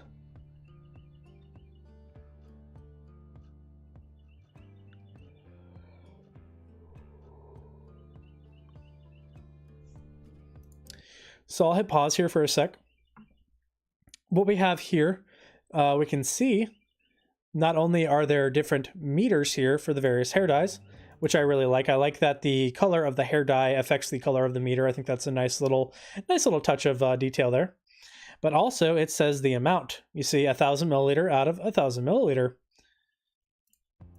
It also has different categories. We can see there's colors, hair dyes, hazardous, and industrial.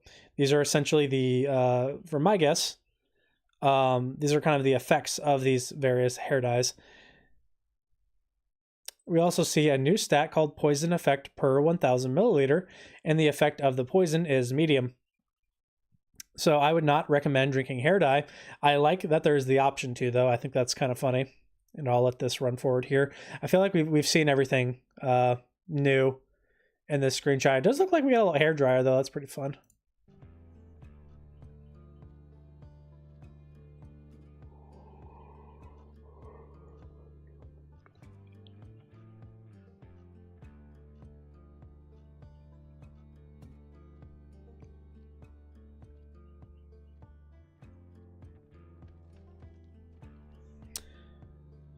Also, a quick shout out, if anyone's having issues over on the Instagram and would like to properly see the whole video, just hop on over to my Twitch. You can also check me over on YouTube. I'm also live there as well if you would like to see the full screen. I know it's kind of hard to see it with how Instagram forces you to do your overlay, because Instagram does not believe in turning your phone sideways. Moving forward, we can also see the source here. It gives us another little meter down here at the bottom. Of how much fluid's in there. And again, we kind of see the dye as the color of the meter, which I think is very nice.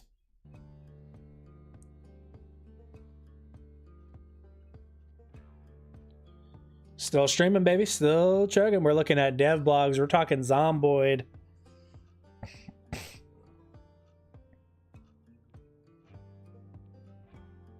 Oh, man, you can... Wow, this system's really fleshed out here. Interesting. So it seems like this is a fluid transfer mechanic where you can pour the contents of one bottle into another. And it looks like we're going to try to put some of the fluid from the blue bottle into the white bottle or vice versa. But as we can see, the target is full and we are unable to do that. So we're dyeing our hair white. And I think they're going to pull up the fluid transfer window again here. Yeah, it looks like we're going to mix some colors here, gang. Oh, shit. Oh, we got more fun little mechanics. Oh, you can do a certain amount of it too. Interesting. That's pretty cool. It is. It's a different color. Oh, and it tells you what it's mixed with. Yo, that's sweet. Oh, and it's less poisonous now. Huh. That's funny. I wonder why. I wonder why it's like that. Is white dye less poisonous than blue? I don't know. Now I'm curious. Hold on. Now I actually feel obligated to rewind real quick here. Okay, hold on. I'm gonna let that run for a sec.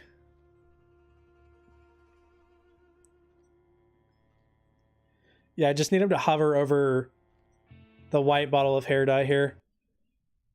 No, the poison effect's medium. That's so funny that mixing them together makes it less poisonous. I don't think that's a intended effect. I like that we can mix colors though. I really like that that's becoming a thing. I imagine it's going to be the same for hair for not hair dye obviously because we're seeing that, but for paint as well. I think that's really neat. You can get a little empty bottle too. I don't know if it's like that in vanilla. I haven't dyed my hair in a really long time, and not necessarily vanilla, but build 41. No, that's really cool though. I really like that they're adding so many little, like, I would be able to do this in real life, so I'm gonna be able to do it in Zomboid kind of features. I really like that. I think that's really cool. Oh, nice. Bottle of mixed fluids. Okay. So that's what it turns into. Wait, I want to see the toxic thing now. Okay, it still says the effect's mild. Okay, that's really funny that it says that.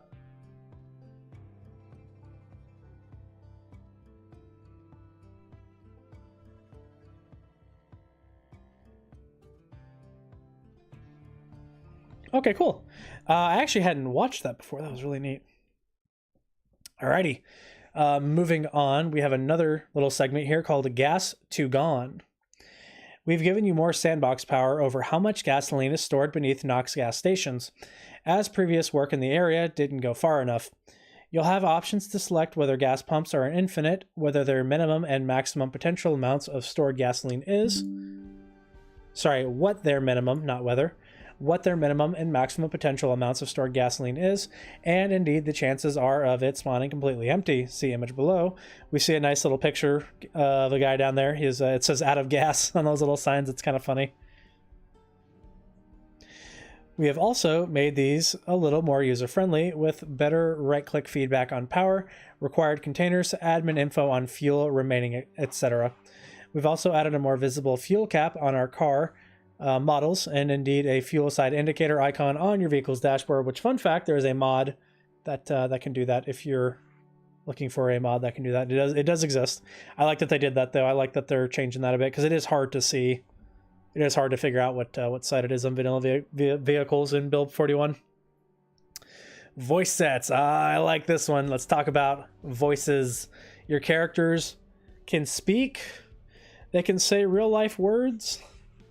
After the successful integration of the body noises, hey and pissed, pissed, psst, I don't know why I'm trying to say it with an I, of a real actor, heys and psts, of a real actor and a real actress, we made the call to widen the net a little and get variety of different people to record specific voice and noise sets for the game. There will now be 4 male and 4 female voices that you can choose at character creation stage, which will also mean that in multiplayer, those around you will likely have slightly different puffs, pants, and combat exertions. Likewise, having a more particular sound to your voice and character will likely be good for your own personal roleplay reasons. Please note here again that exertion noise frequency hasn't been 100% balanced just yet.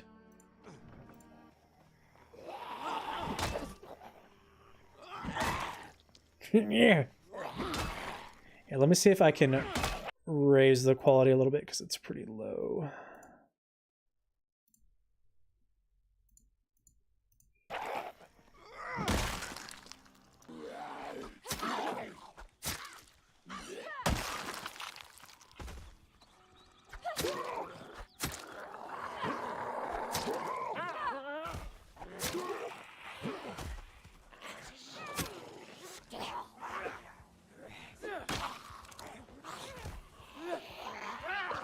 Oh no!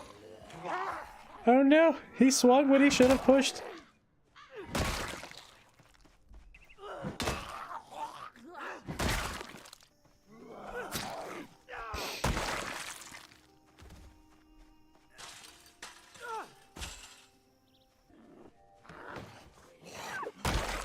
Nope.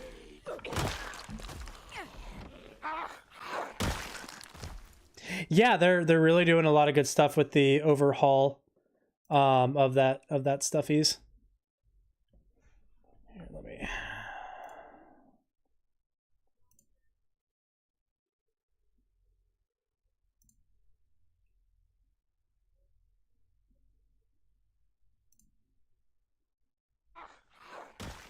There we go.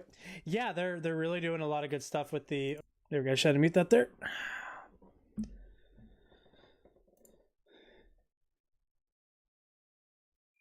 Moving forward, let's. Sorry, we had a little troll in the chat there. Just had to nip that in the bud super quick. Moving forward, we have Project Zomboid whispering and shouting. Hey. Oh. Hey. Hey.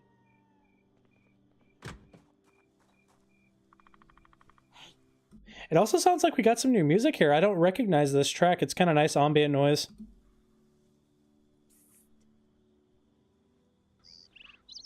Hey! Hey! Hey! Hey!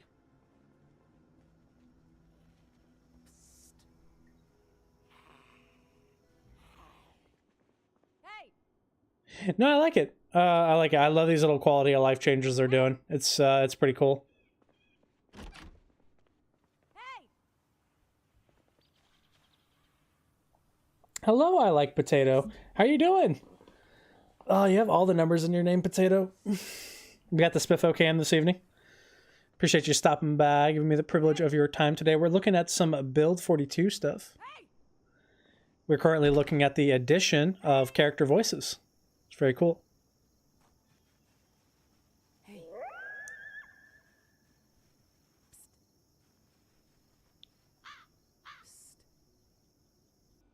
Hey, Oh man, I can see the sun coming up there behind me on the Spiffo cam.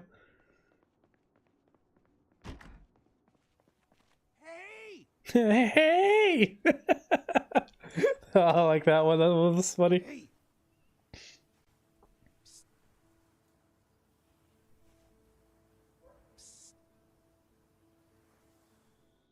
Hey! Hey! Hey. Hey! Cool. Pretty cut and dry. Not much really to unpack there. Very cool. Oh, we got some animals. Oh, we got some animals. Ah, it's everybody's favorite. NPCs. Let's go. Alrighty. Animals. It's relatively easy to slot in new animals to RJ system. The modding scene will likely be fairly extravagant. So while fixing bugs with our chickens, cows, sheep, and pigs, he's also slipped in some raccoons and wild turkeys to roam alongside the deer and other wild animals of Kentucky. And yeah, you know, they are right. The amount of modability stuff here, because again, we're just really laying the framework of this. Like, I imagine, you know, dogs, cats, lizards. There's so many little bugs. There's so many silly things that could be added to this. Imagine we could have like a giant cockroach or something like that'd be fun. It'd be silly. It'd be funny.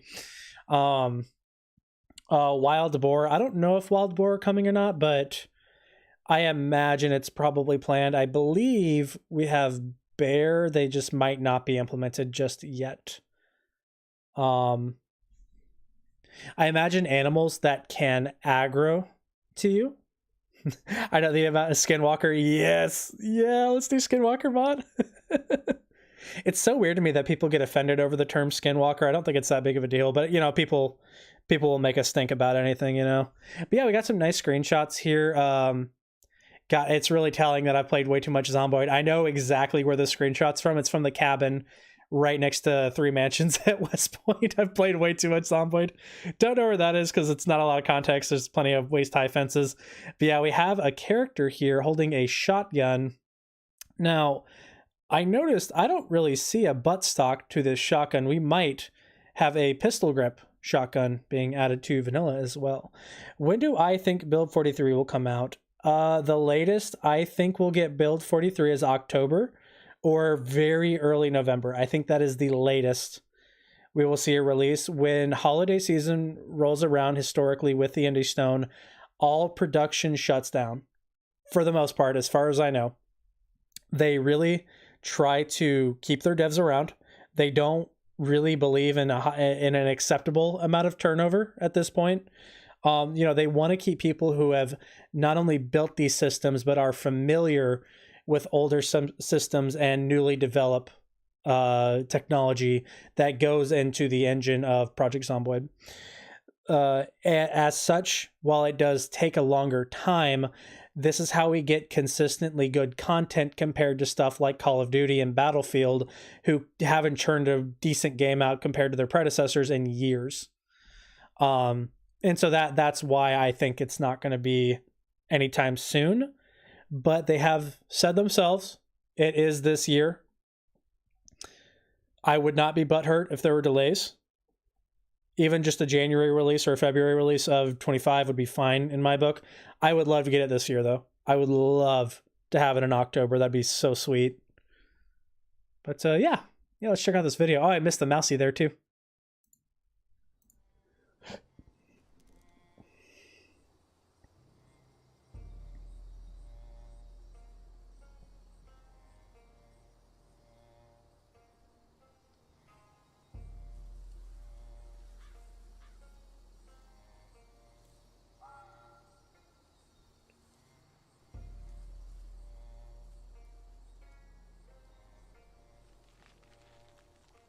I'm gonna let stream catch up because I know the formatting on Instagram is kind of subpar. I want to make sure you guys can actually see what I'm looking at. Oh no, does it cut it off? Oh, just barely. We got the turkey. Yeah, we got some turkeys. I think we're used to waiting. We can wait a few more months. Yeah, same. That's kind of where I'm at too. I don't know. I think the earliest is probably 2 months, in my opinion. But who knows? Next Thursday it could be a huge announcement. Who knows? Will I solve the FPS problem? I will not personally solve any FPS problems because I am not a developer. This is a fan account. But if you are having FPS problems, there are things that you can do for your game to fix that. One of my recommendations is actually turning off your blood decals. That will help quite a bit with your FPS issues, as well as running the zombie clothing settings at a lower state than they come vanilla. Because on vanilla settings, the default stuff, I believe they are fairly high resolution. But again, you can turn that down. There's a lot of stuff you can do to improve frame rate with Project Zomboid.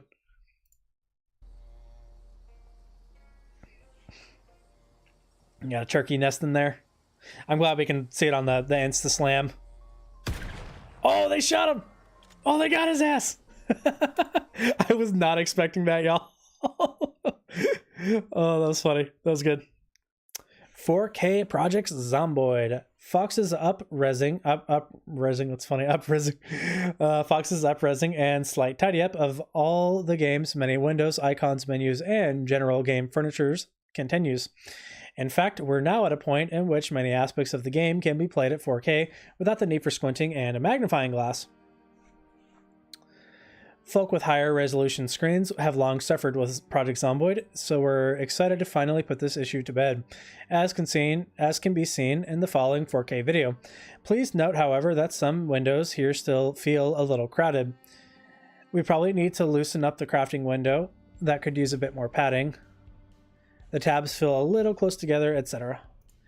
Yeah, it seems like they're... Oh, you're very welcome. You're absolutely welcome. There's a lot of settings. There's probably tutorials on how to squeeze more out of your frame rate, but a big one is the blood decals. Those eat a lot of the pooter power.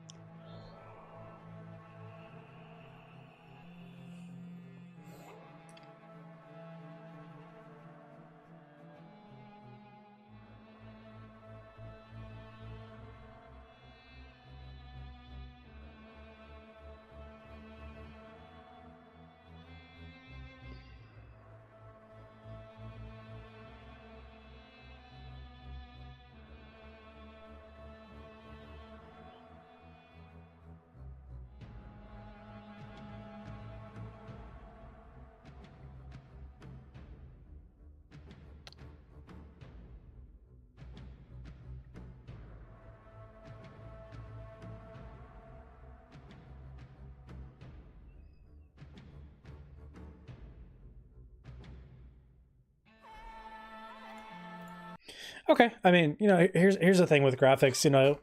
Project Zomboid does have good graphics, in my opinion. I think it has really, really nice graphics. So I mean, if 4K really bugs you that much, obviously, like you should always want more out of your game if you can squeeze more out of it. The problem with 4K, which is it took me a minute to understand the please note with the windows feel a little crowded. What they're referring to here is, I believe, as you go into 4K, maybe stuff gets smaller. I don't know. It feels like the watch icon's a bit smaller, but that could be my imagination. Regardless, that's not a big issue for me. I imagine the average Joe doesn't care that much. But all I care about really is resolution and frame rate. That's really all I care about. Moving forward, map niceties. The map expansion and elevation/lowering continues apace. Something else we are bringing to your exploration is a little more color and character to the places you're surviving within. As such, there will be more variety of things left on whiteboards and chalkboards in schools, universities, and laboratories, for example. Meanwhile, there's clearly elements of signage and Americana we can use for our game as well. Case in point being a wide range of different signs outside of our churches. So we got what is missing from church? You are cute. Ask for the Bacon XXL upgrade. Parking only $2 per day. 25% off all novels. Free car wash with service. 50% off all paint. Baseball tournament this Thursday. We also have an, as yet unnamed, Wild West tourist attraction going into the game. We saw that looking at the Leapdoid. February 29th. It's either 29th or 23rd. I believe it was 29th. Devlog release. We saw showcase of that. Maybe a couple of cowboy actors' heads shambling about as well for good measure. Yeah, as a concept. Oh, we saw some really cool stuff actually with that showcase. Dress up box. We generally don't populate the map with Mad Max looking Zeds, but people certainly seem to like having a little more freedom in terms of the threads you choose to go a hunting and a looting in. As a side project from his crafting duties, Blair has worked with animator Martin to improve the clipping issues that folk often come up against with certain combinations of clothing. Excuse me. This issue was becoming more and more apparent with the crafted straps and metal shin guards being developed in the blacksmithing aspect of Build 42, so needed nipping in the bud. Essentially, now clothing items and body locations can have set definitions, which then instruct the game to use alternate clothing models in particular circumstances. So a different arm guard model, for example, will be automatically used if the character is wearing a bulky jacket. We feel that this will have massive potential for modding. Yeah, so anytime you're wearing a lot of bags from like Britas, you're wearing a lot of armor, chest rig, helmet, all that stuff, this seems like they're adding extra baseline models for that kind of stuff to reduce clipping of clothing items. We're still going to have issues with that, I believe, overall, as gamers. But I believe that it'll be probably fixed to a certain extent. On top of this, we have also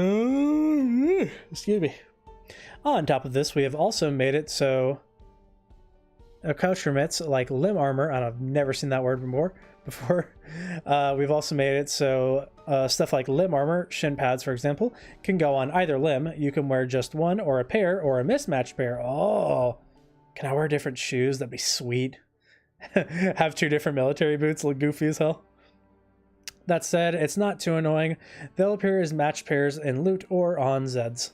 Okay, so I mean you'll see matched pairs, but I think it'll still be fun to mix and match stuff.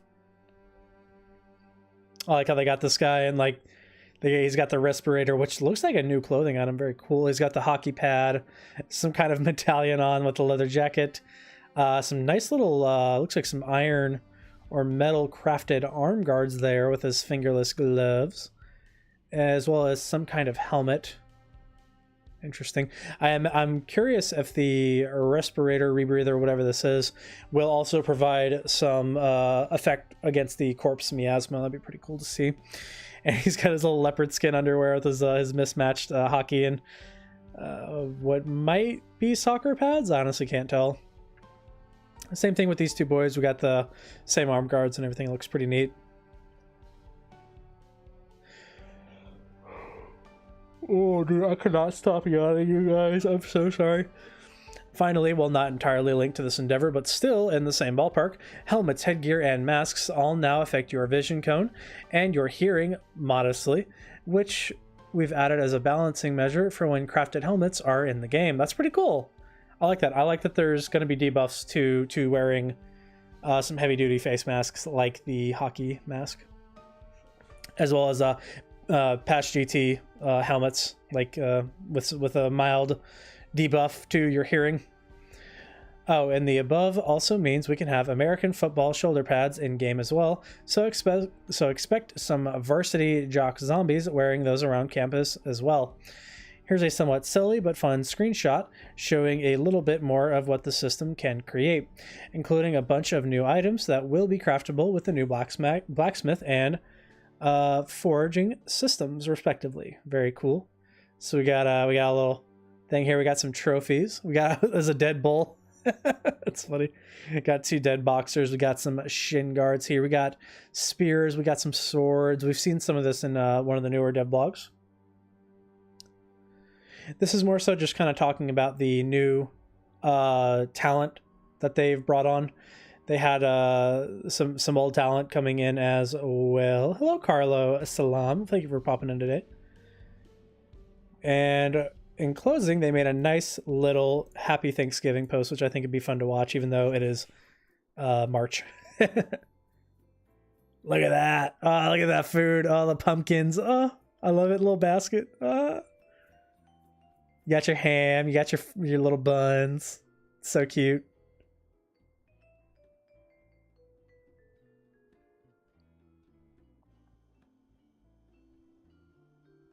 Looks like you got some Starburst, something like that on the counter there. Oh, the raccoons are digging in the trash. Little trash pandas. Yeah, the baby one.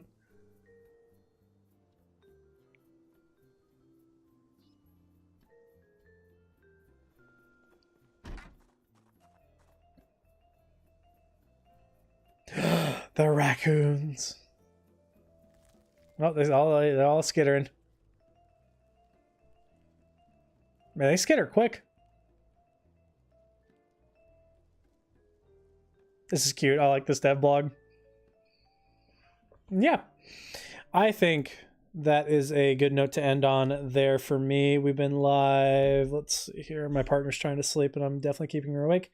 3 hours and 20 minutes. So that's, the minimum recommended at the bare minimum. Thank you to all the new folks coming and hang out with me today. If anyone out there would like to support me, I don't need money. Not asking for that.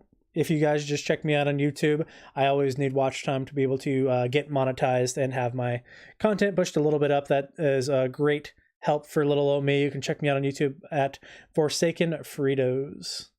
And yeah, I appreciate you guys hanging out with me today. We'll go ahead and let's see here. We'll try to end. Oh. Did I goof? Oh, I accidentally ended on. Okay. Heard. I ended too early on the Zomboid one.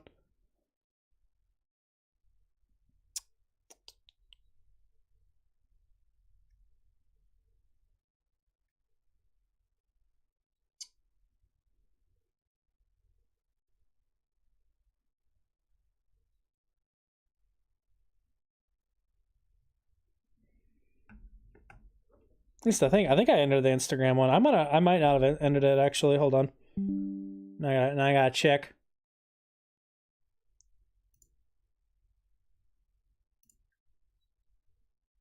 No, I'm fairly certain it ended.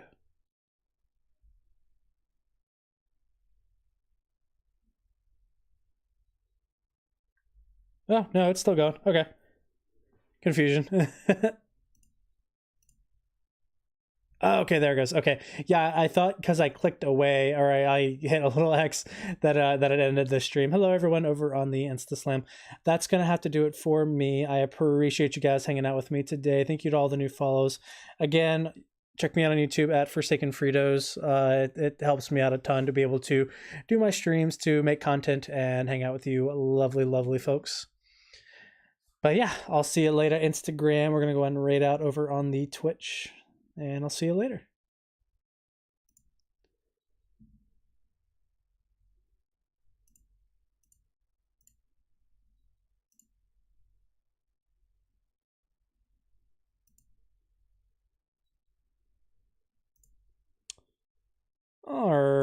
brewski. Let's go ahead and raid out over to, I don't know who we're gonna raid out to. We're gonna find out. Absolutely no one's on. Excellent. It is 7 in the morning. To be fair, I'm pretty sure everyone watching me is asleep.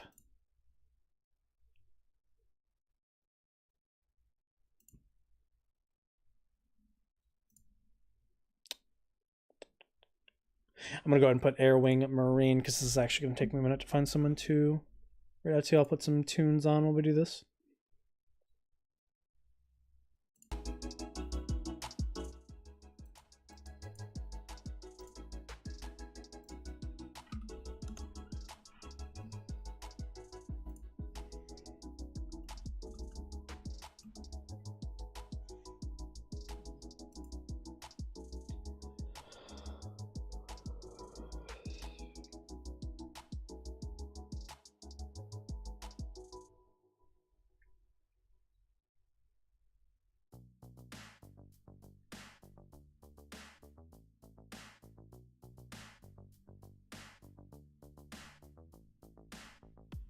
So many VTubers.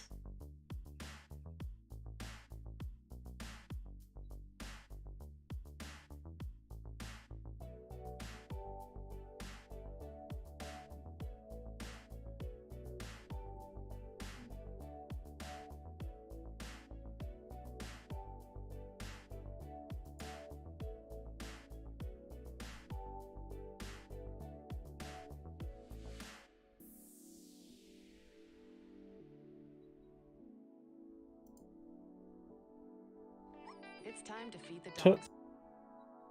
Oh, this guy seems like he's having a good time.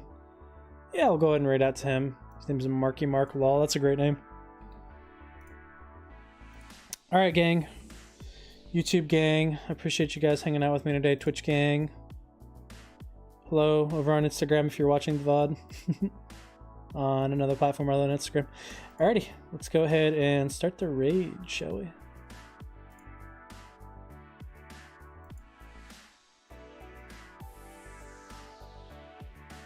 Alright guys, thanks for hanging out with me this evening. That was a lot of fun. Bye.